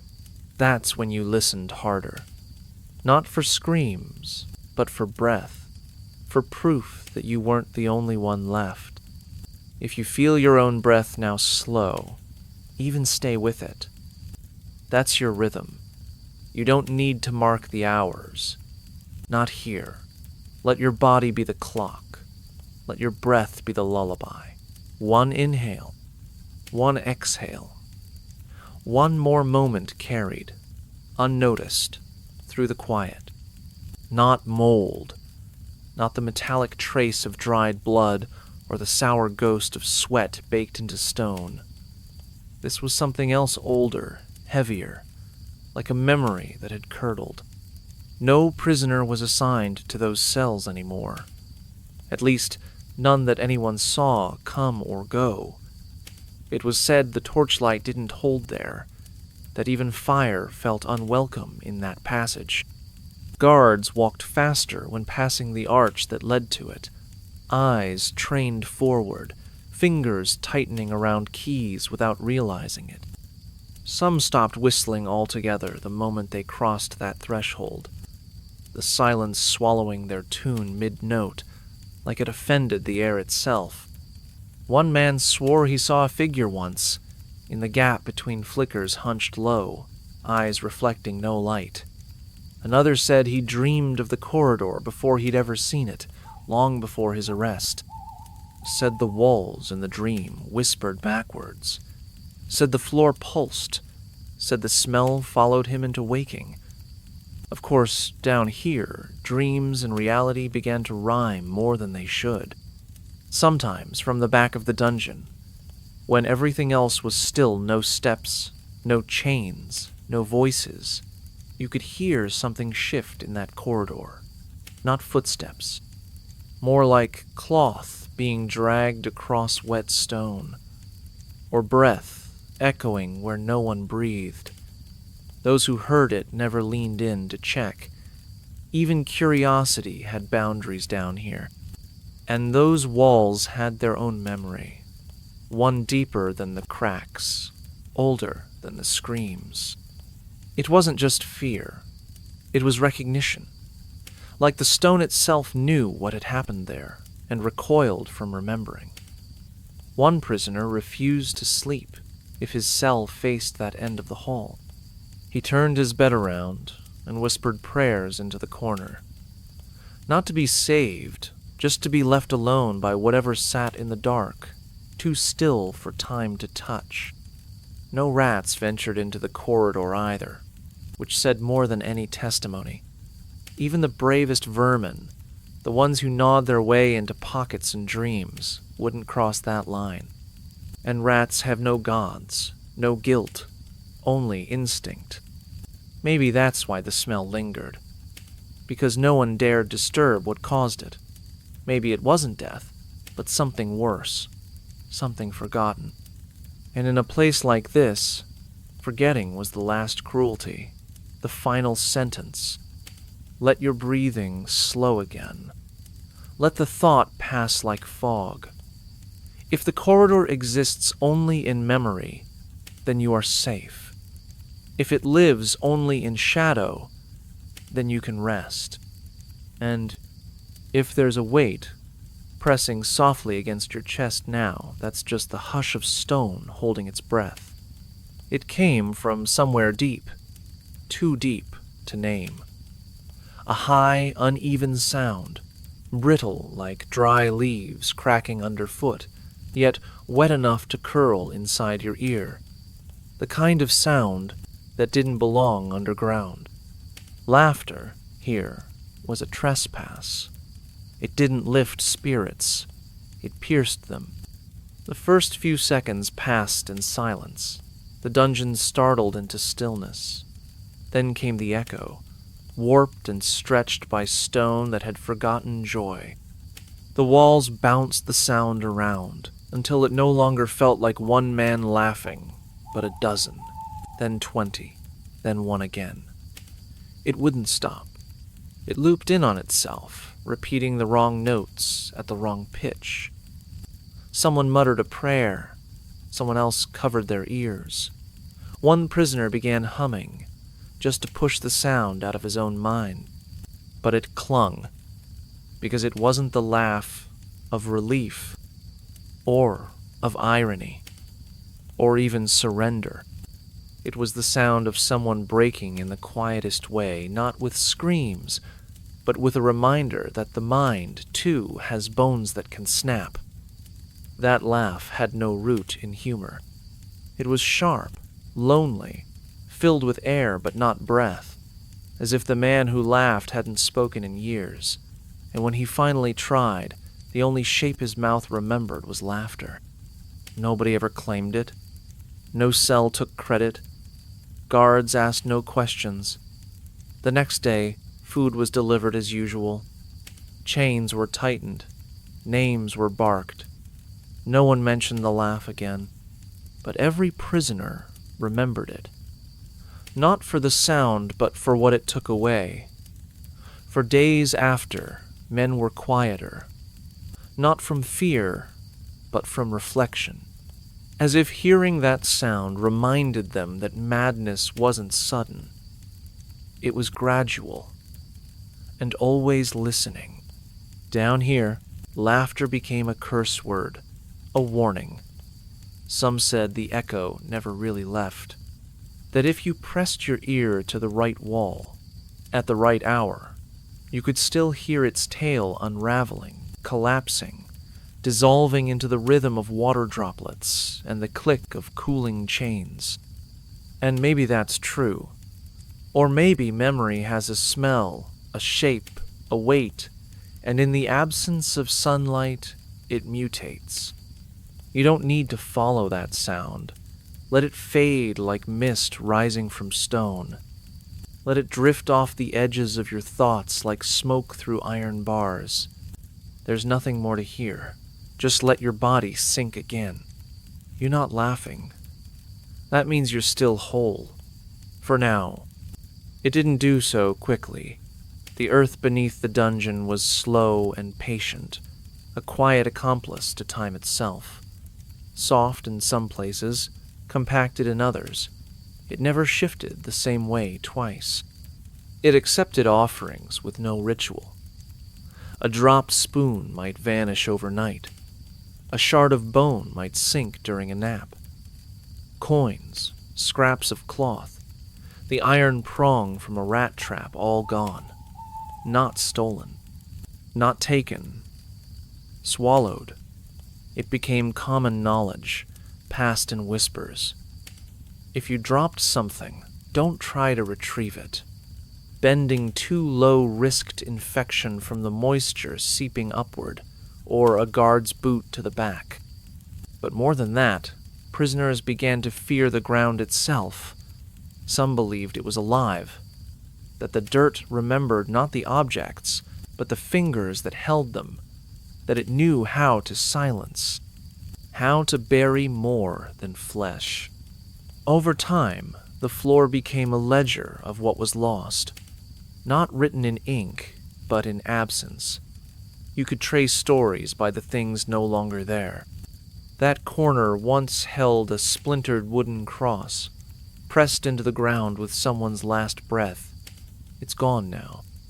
That spot near the far grate used to hide a spoon with a bent neck. Someone used it to tap rhythms at night, soft as breath. It disappeared one morning after the tapping stopped. Names, too, were absorbed. At first, they were spoken with urgency, shouted to passing guards, etched in shaky lines on stone, murmured through cracks in walls. But even names couldn't hold their shape in this place. They dissolved into coughs, groans, the low static of breathing. Eventually, no one remembered if Stefan was real, or if he was just what someone called a patch of light that never moved. Marija might have been a girl, or a dream, or a prayer. The floor didn't care. It accepted names just as it accepted nails. Guards noticed the same vanishing. One once accused a prisoner of hiding a coin. He swore he'd seen it drop. He made the man dig with raw fingers until the skin peeled from the nail beds. Nothing surfaced. The dirt gave nothing back. Not even a glint, not even a lie. Some said the dungeon was layered with the things people hoped would anchor them, that below every stone was a token of someone trying not to disappear. And yet, they disappeared anyway. That's how the dungeon worked. It didn't scream, it didn't pull, it simply erased, slowly and silently. No fanfare, just the steady creep of forgetfulness. You can still hear the soft crumble of dirt giving way when someone shifts. Like it's making space. Like it's already decided that your story, too, will one day sink beneath the surface. Maybe that's comforting. Maybe it means there's no need to hold on so tightly. No need to carry memory on your shoulders. Let it slide. Let the floor take it. And if your thoughts are getting quiet now, good. Let them lie down. Let them be taken. There's no shame in letting go when even the ground has learned how to forget. He didn't speak. He didn't rattle keys. He didn't unlock anything. He only stood there still as the stone, head tilted, one ear leaning slightly toward the wood.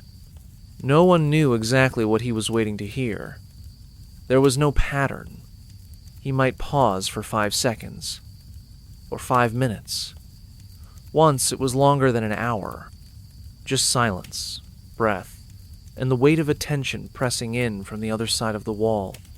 Prisoners learned to recognize the shift in light that came through the crack beneath the door, a subtle shadow that betrayed his boots. The first few times they whispered, thinking he was about to open it. Some prayed, some begged, some offered trades that didn't exist, but eventually they learned. His silence was not anticipation. It was study. Listening became a ritual of its own. His presence was more unnerving than when he screamed. And what was he listening for? Not voices, not movement, not always. Some said he wanted to hear the sound of someone forgetting their name. Others believed he was searching for the exact moment a person stopped hoping. The dungeon taught you that this was possible to stop hoping mid-breath, like a candle going out without warning. Just air, then nothing. If you listened closely, you might hear the second it happened. He wasn't cruel in the way people expect cruelty. He didn't shout. He didn't strike unless ordered, but he watched pain, measured it, took note of how it changed. That made him worse, in a way, not a brute, but a scholar of collapse. One prisoner said it felt like being examined by an old physician. Emotionless hands, eyes that had seen everything once and now felt nothing at all. There were theories. Maybe he'd once been a prisoner too. Maybe this was how he stayed connected, not through kindness, but through obsession. Maybe he heard his own breath echoing through the cracks and mistook it for someone else's. Or maybe it was a game, a test to see who would speak into silence and who would wait. You never knew if saying something would bring punishment or save your life. Sometimes, when he stepped away, a soft exhale would follow. Not from him, from the room itself, as if the air had been holding its breath the whole time, just like you had. Other times, you'd feel that breath was still being held, and it would take hours to release again. Your chest would stay tight. Your muscles wouldn't unclench. Not because of pain, but because of the invisible tension that lingered where he'd stood. You might hear your own heartbeat more loudly after he left. You'd count it just to prove you were still alive. 1, 2, 3, but by then, your sense of rhythm would already be broken. You'd forget if it had been a minute or a day. Time stopped cooperating long ago anyway. And the worst part, truly the worst, was when he passed your door, paused, and then moved on. Because then you knew. He had listened and found nothing. Sleep now, if your breath allows it. The door is shut, for now. At the far end of the corridor past the cells, where even the torchlight seemed afraid to reach, there was a door, narrow and bowed, swallowed slightly by the surrounding stone. No hinges creaked when it opened. No voices echoed from within. And no one ever lasted long once placed inside. It wasn't the smallest room, nor the darkest. But those facts never mattered. Something else lived there. Something not bound by iron or rules. The jailers didn't speak of it directly. They only shrugged when asked, or changed the subject entirely. But the truth traveled between prisoners like breath in the damp. "That cell," they whispered, "doesn't hold you. It empties you." Those who entered were often already broken, sentenced to the last cell as a kind of final, silent punishment. But even the dead refused to rest there. Once, a man died in its corner, curled against the stone, like he was hiding from something that breathed just beneath the floor. His body was found twisted, arms raised, as though he'd tried to claw through the air before his final breath. When the guards removed him the next morning, his mouth was still open and full of dust. A week later, his corpse had to be moved again. The guards claimed the air turned wrong. Cold, but not normal cold, hollow cold, like the space itself had become thinner. Their skin itched without rash. Rats wouldn't pass the threshold. One even died still and stiff, just inches from the line where light from the hallway faded. After that, they stopped using the cell unless they had no choice. And when they did, they never looked in for long. Sometimes, prisoners heard noises from it.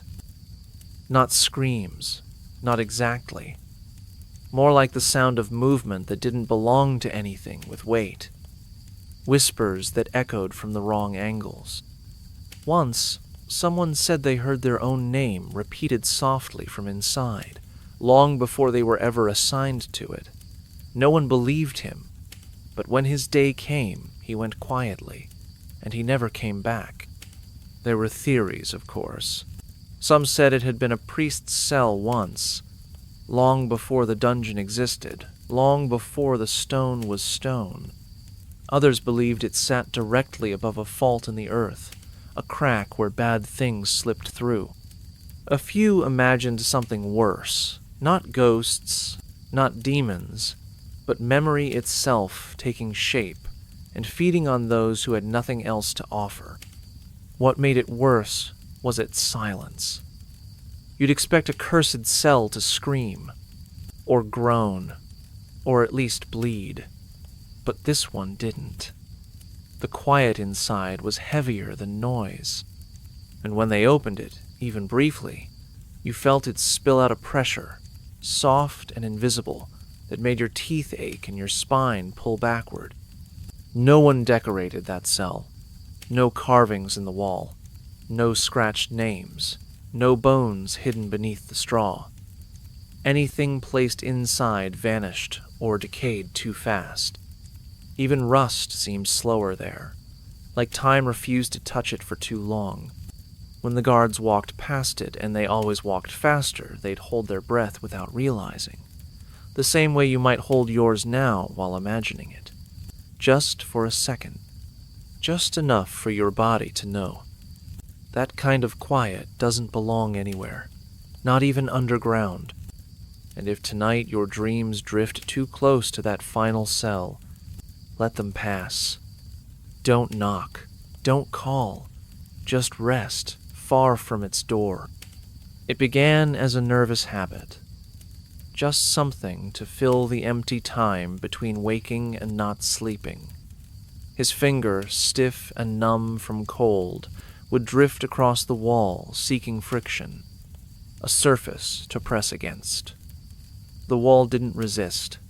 It didn't comfort either. But there, halfway between the floor and the shadows, was a single crack, jagged and long, splitting one stone with imperfect symmetry. It became a path for him. His fingertip would follow it again and again, until each bump, each shallow groove and chipped edge felt familiar. Like something known, like something that could know him back. At first it was just stone, but with repetition slow, patient, desperate repetition, the wall changed. The cold faded. The hardness gave way to a strange softness in his mind, and when his hand traced the shape, it stopped feeling like an object and started feeling like contact, a human one, warmth imagined, if not remembered. The crack, for lack of better language, began to feel like skin, and in that skin he found reassurance.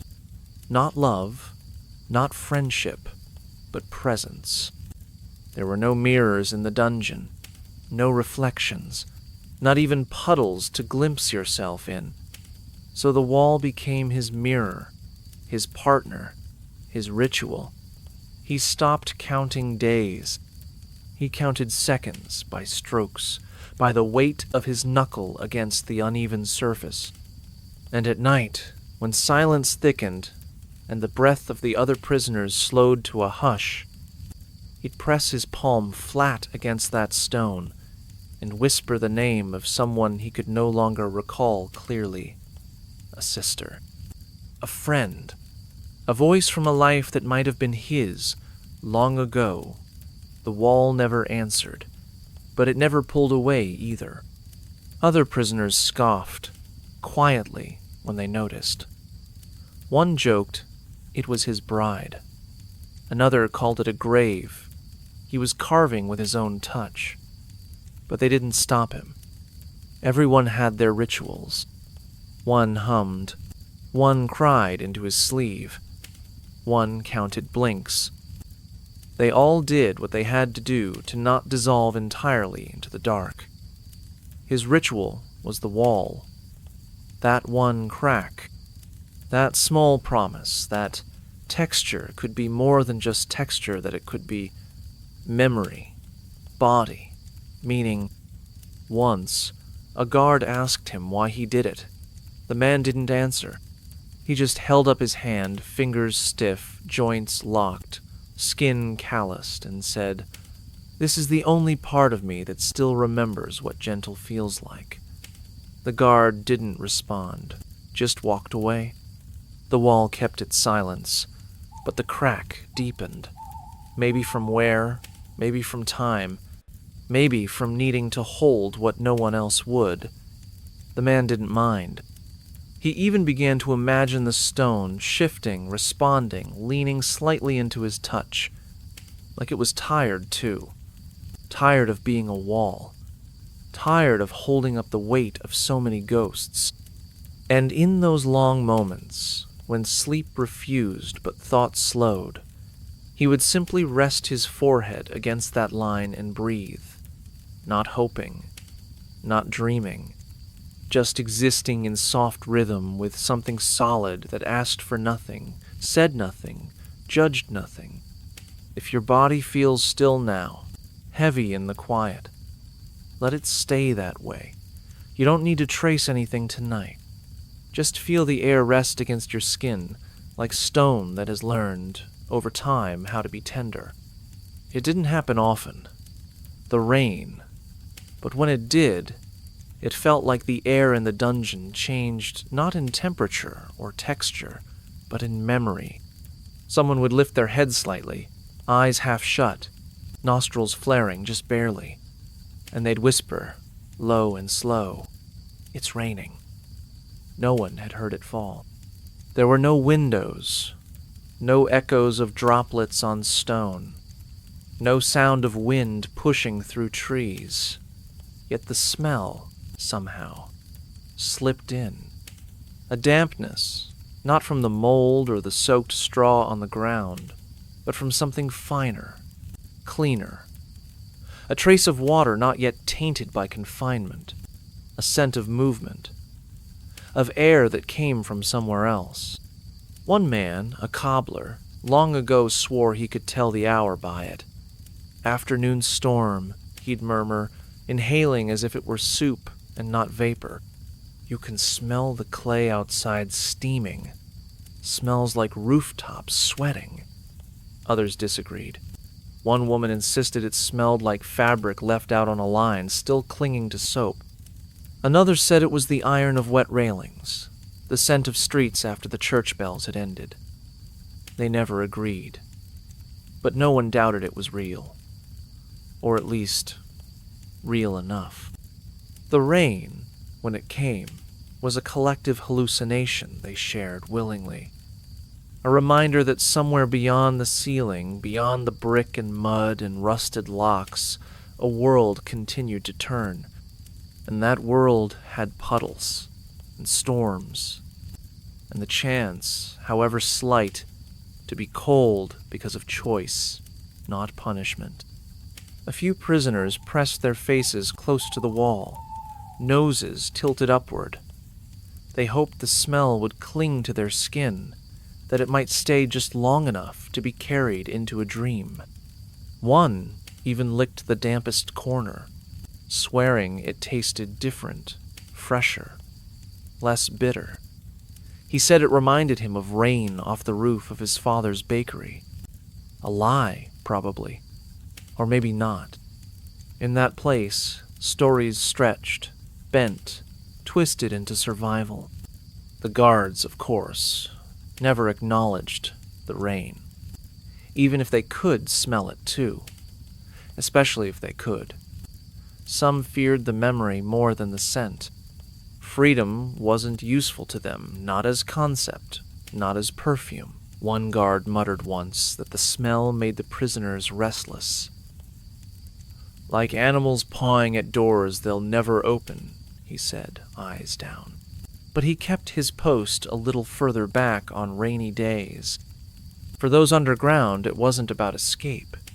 It was about remembering that there was still something left to miss, that the senses hadn't fully died, that somewhere above, gutters overflowed, children ran barefoot, and chimneys steamed into gray skies.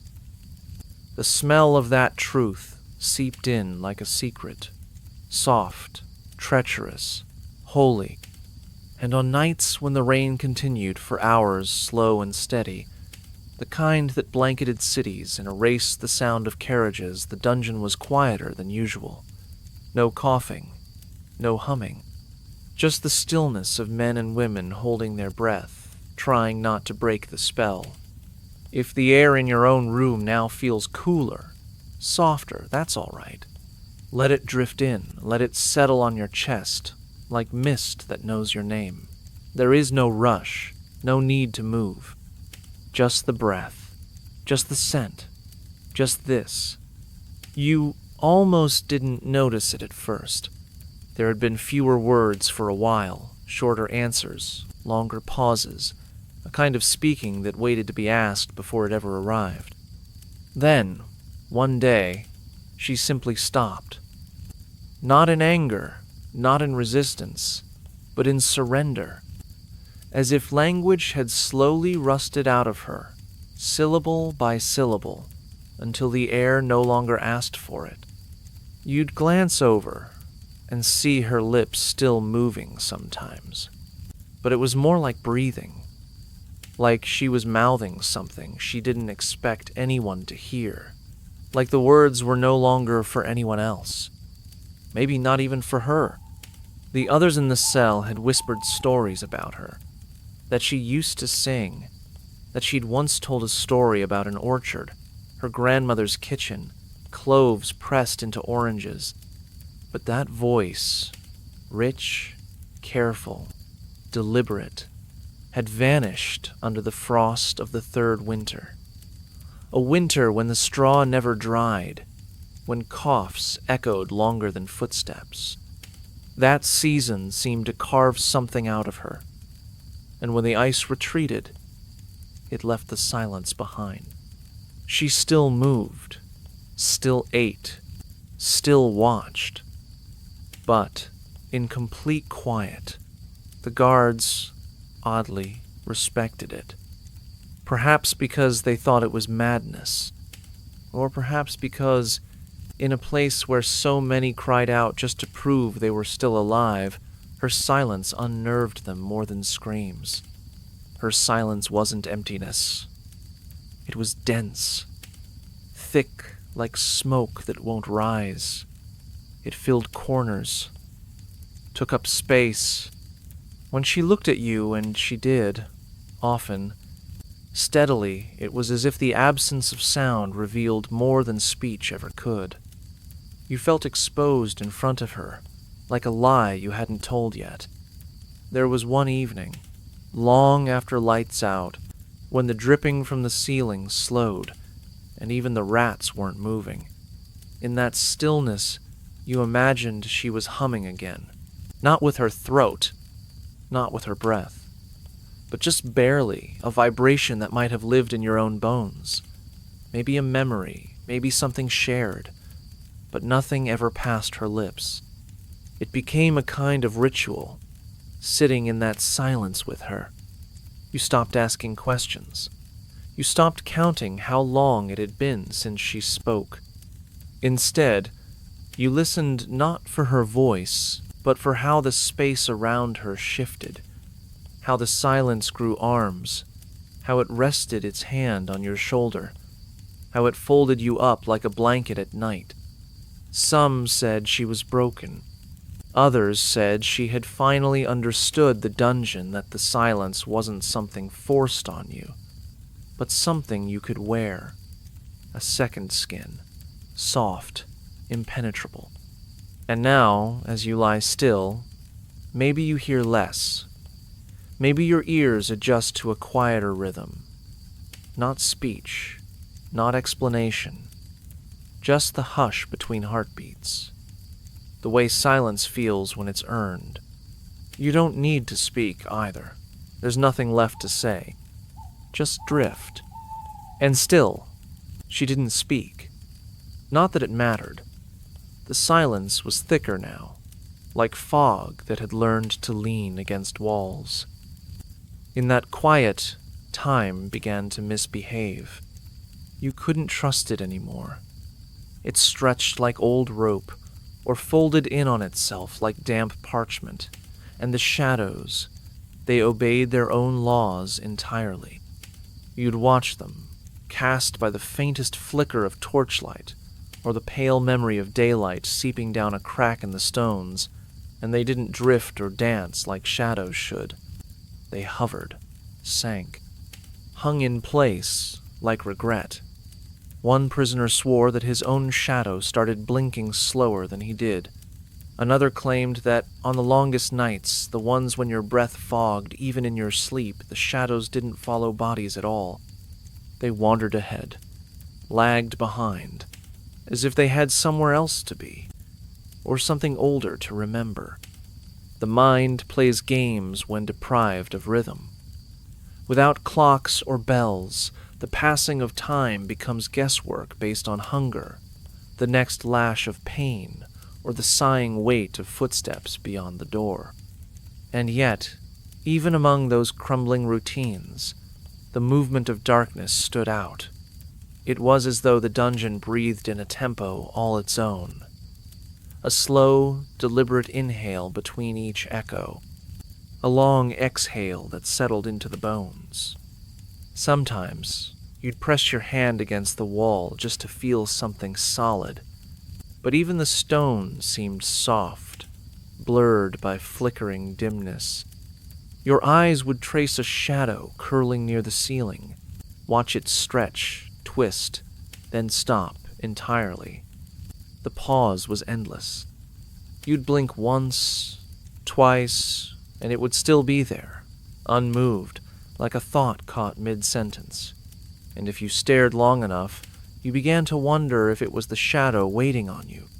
One night, the shadows bled across the floor like oil, and someone said it felt like they were being watched, not by eyes, but by the room itself, as if the space had memory, as if the darkness had opinions. You laughed, quietly, not because it was funny, but because it didn't matter anymore whether it was true. Down here, everything slowed, even disbelief. A rat skittered by once, its shape broken by bars of shadow, limbs shifting in and out of clarity. For a moment, it looked stretched, unreal, like time had gripped it mid-stride and just held it. You turned your head away slowly, feeling the pull in your neck like it was dragging centuries behind it. Nothing rushed. Nothing needed to. Even dreams slowed. They arrived like melting wax, thick and lazy. You stopped trying to tell if you were asleep. If you were lucky, you weren't. Because in sleep, sometimes the shadows moved differently, faster, crueler. And now, your eyes might be open, or they might not. It doesn't matter. The shadow near your feet hasn't moved in minutes, or was it hours? Your breath has a rhythm. That's all you need. Let it lead. Just one more exhale. Then drift. And when the silence thickened into something nearly physical, dreams would start to leak in like moisture through the cracks. They didn't come gently. They arrived, warped, bent around the edges like rusted metal, curling into the shape of memory and fear. You might have been sleeping, you think, but what you saw felt more like remembering. The corridor was still there. The walls, too, damp, uneven, watching.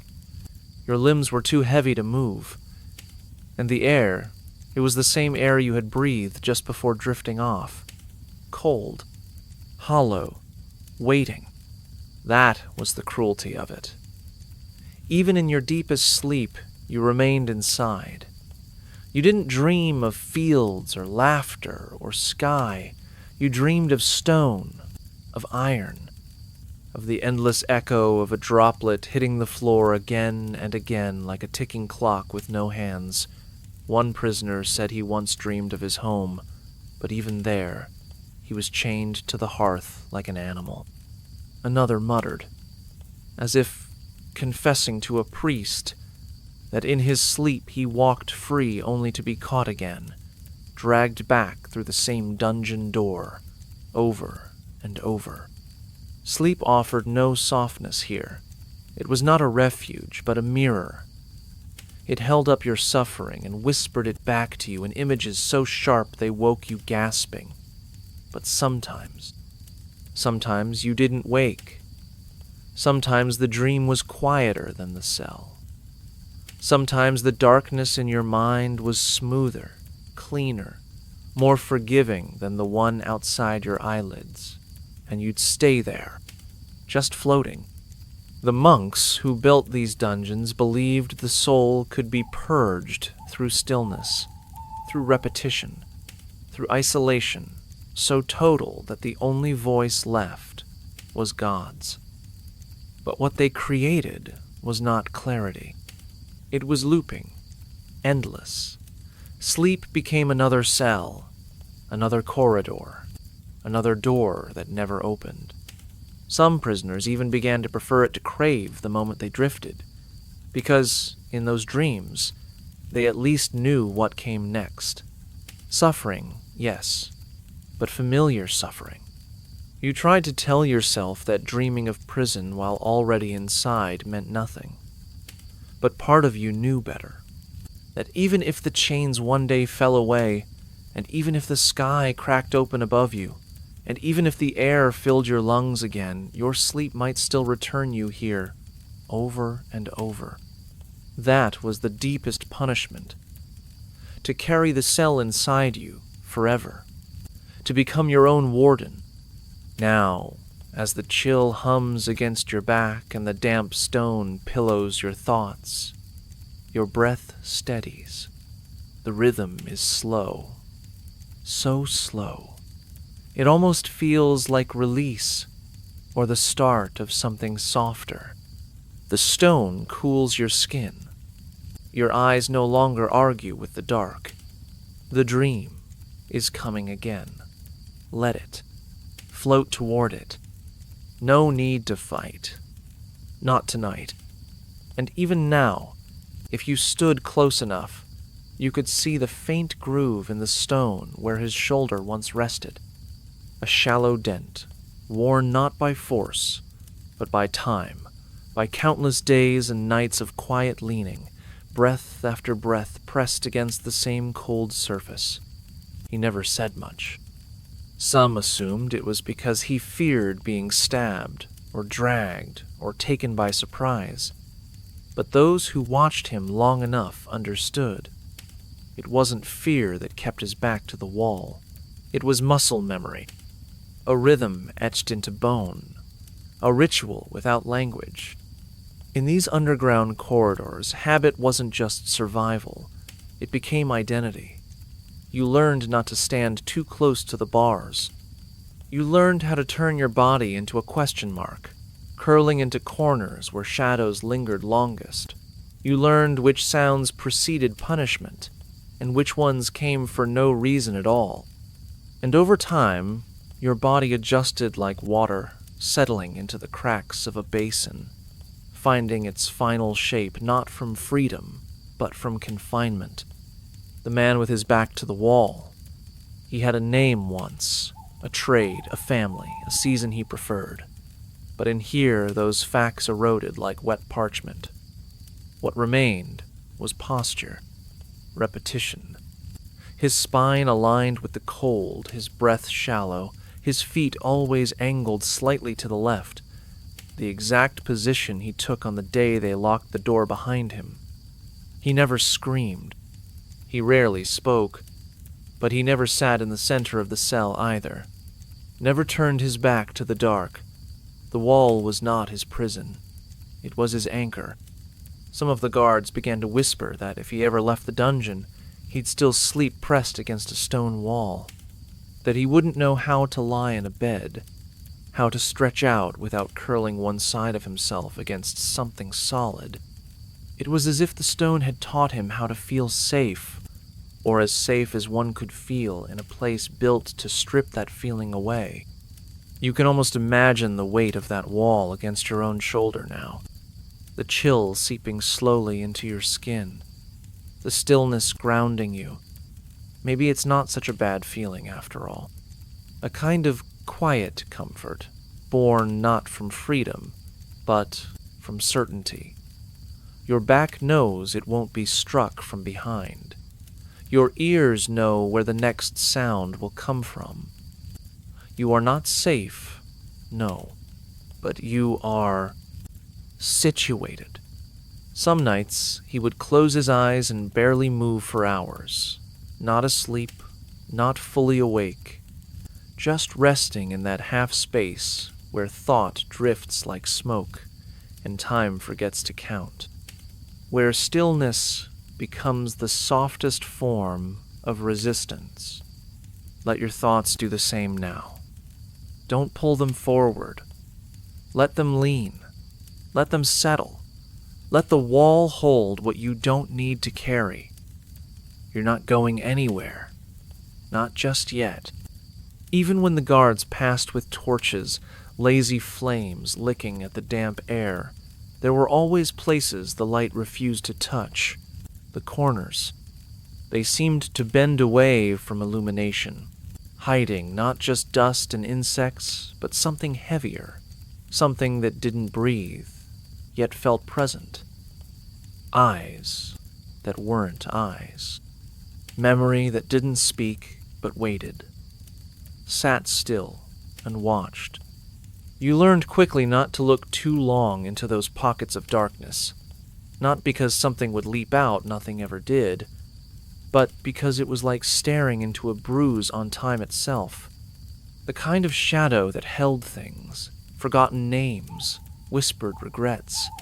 The curl of someone's spine as they disappeared inward. The corners became thresholds. Not entrances or exits, but mirrors of what couldn't be undone. The past lives in places like that. Not as a story, not even as pain, but as pressure. The quiet kind. The kind that builds like humidity. That curls behind your ribs and makes your body smaller, your voice softer. People started speaking less, not out of fear, but because the corners seemed to listen, and they didn't like being interrupted. Some believed that the dungeon remembered, that the stone itself stored the weight of every scream, every secret, and it let the past seep into corners like water into cracked wood. That's where it gathered, where it watched. Even the rats avoided them. They darted through puddles and around chains with fearless grace, but never the corners. Not even hunger could drive them there. That told you everything. One man used to whisper apologies into them. Every night, same time, same tone. No one asked who he was speaking to. Maybe it was a wife, a brother. Maybe it was the version of himself that had once laughed in sunlight. Or maybe he was just trying to keep the silence from growing teeth. Torchlight flickers. It's not reliable.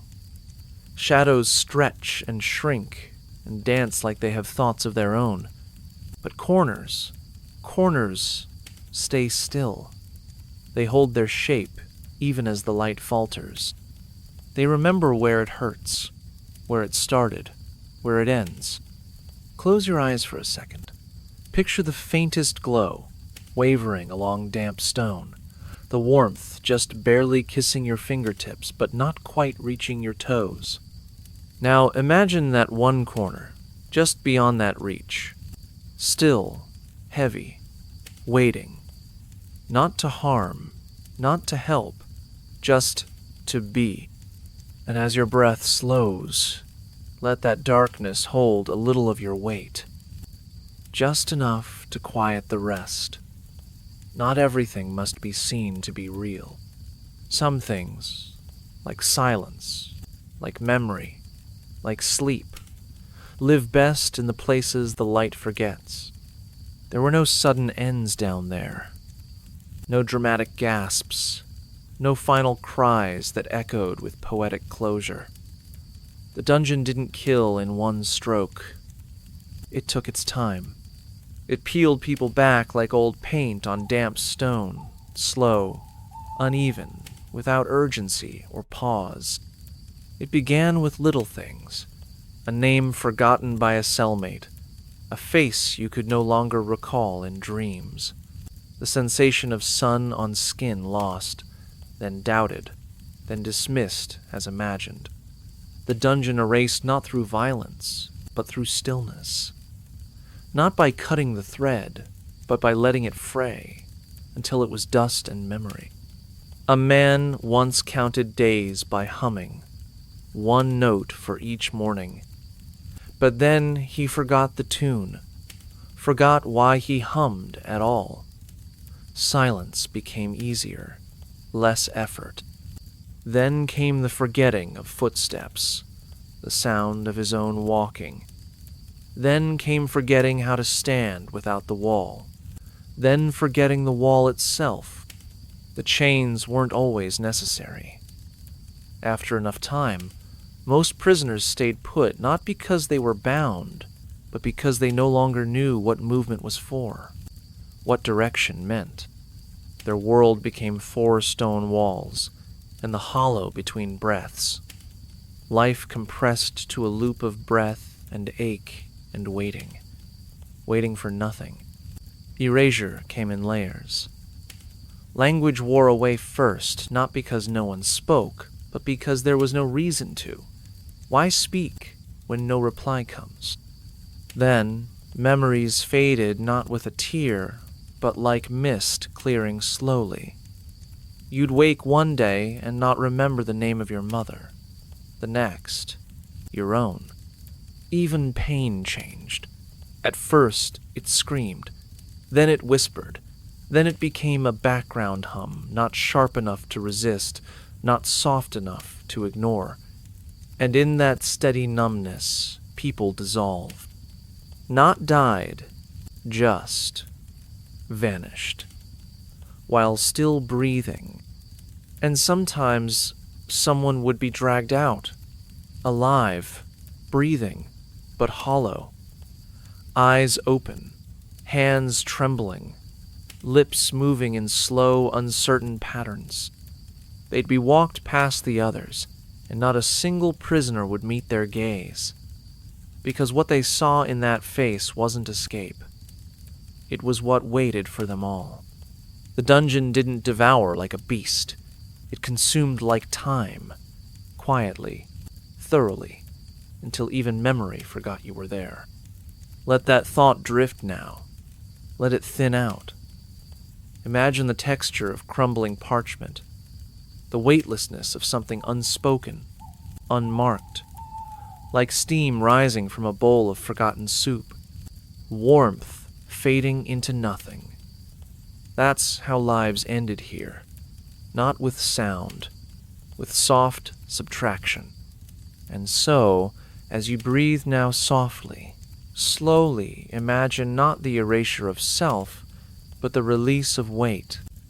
Let each breath lighten. Let the silence hold you, for a moment, for a while. There was a rhythm above that none below could feel, only imagine. Somewhere far beyond the damp stone and rusted hinges, the world shifted from shadow to light, from cold to warmth. But inside these walls, dawn was nothing more than a theory, a memory dressed in hope. No golden spill over the floor, no softening of the air. Just the same muted gray, the same air thick with the scent of damp straw and slow decay. Still, some prisoners looked toward the same patch of wall each morning, not because they expected to see light, but because they remembered that once light had existed. They remembered it not as sight, but as sensation, the tingling on skin, the tickle at the edge of closed eyelids. You couldn't chase it, but sometimes you could pretend it was near. A few would whisper about it, softly, like naming a ghost. "It's morning, I think." The birds would be singing now. The baker's probably lighting his fire, all imagined sounds, all born from lives too far behind to trust anymore. And yet, they clung to those details. The bakery smoke, the glint off a rooftop, the voices of market women setting up their stalls. Details that made the absence of dawn almost livable. There were no windows, only cracks, and even those betrayed them, letting in wind, never sun, letting in rats, never birdsong. The cracks were reminders that the outside existed, but also that it was unreachable. It wasn't distance that kept them from the light, it was stone, cold, unthinking, unmoving stone. And so dawn became an idea, a shared illusion, a soft rebellion. If they could imagine it, maybe they weren't fully gone. Maybe part of them still belonged to the world above, to the sky, to the light, maybe. Some prisoners timed their day by that idea. Dawn, midday, dusk. Not because the light changed, but because it gave their suffering shape, measured silence, measured pain.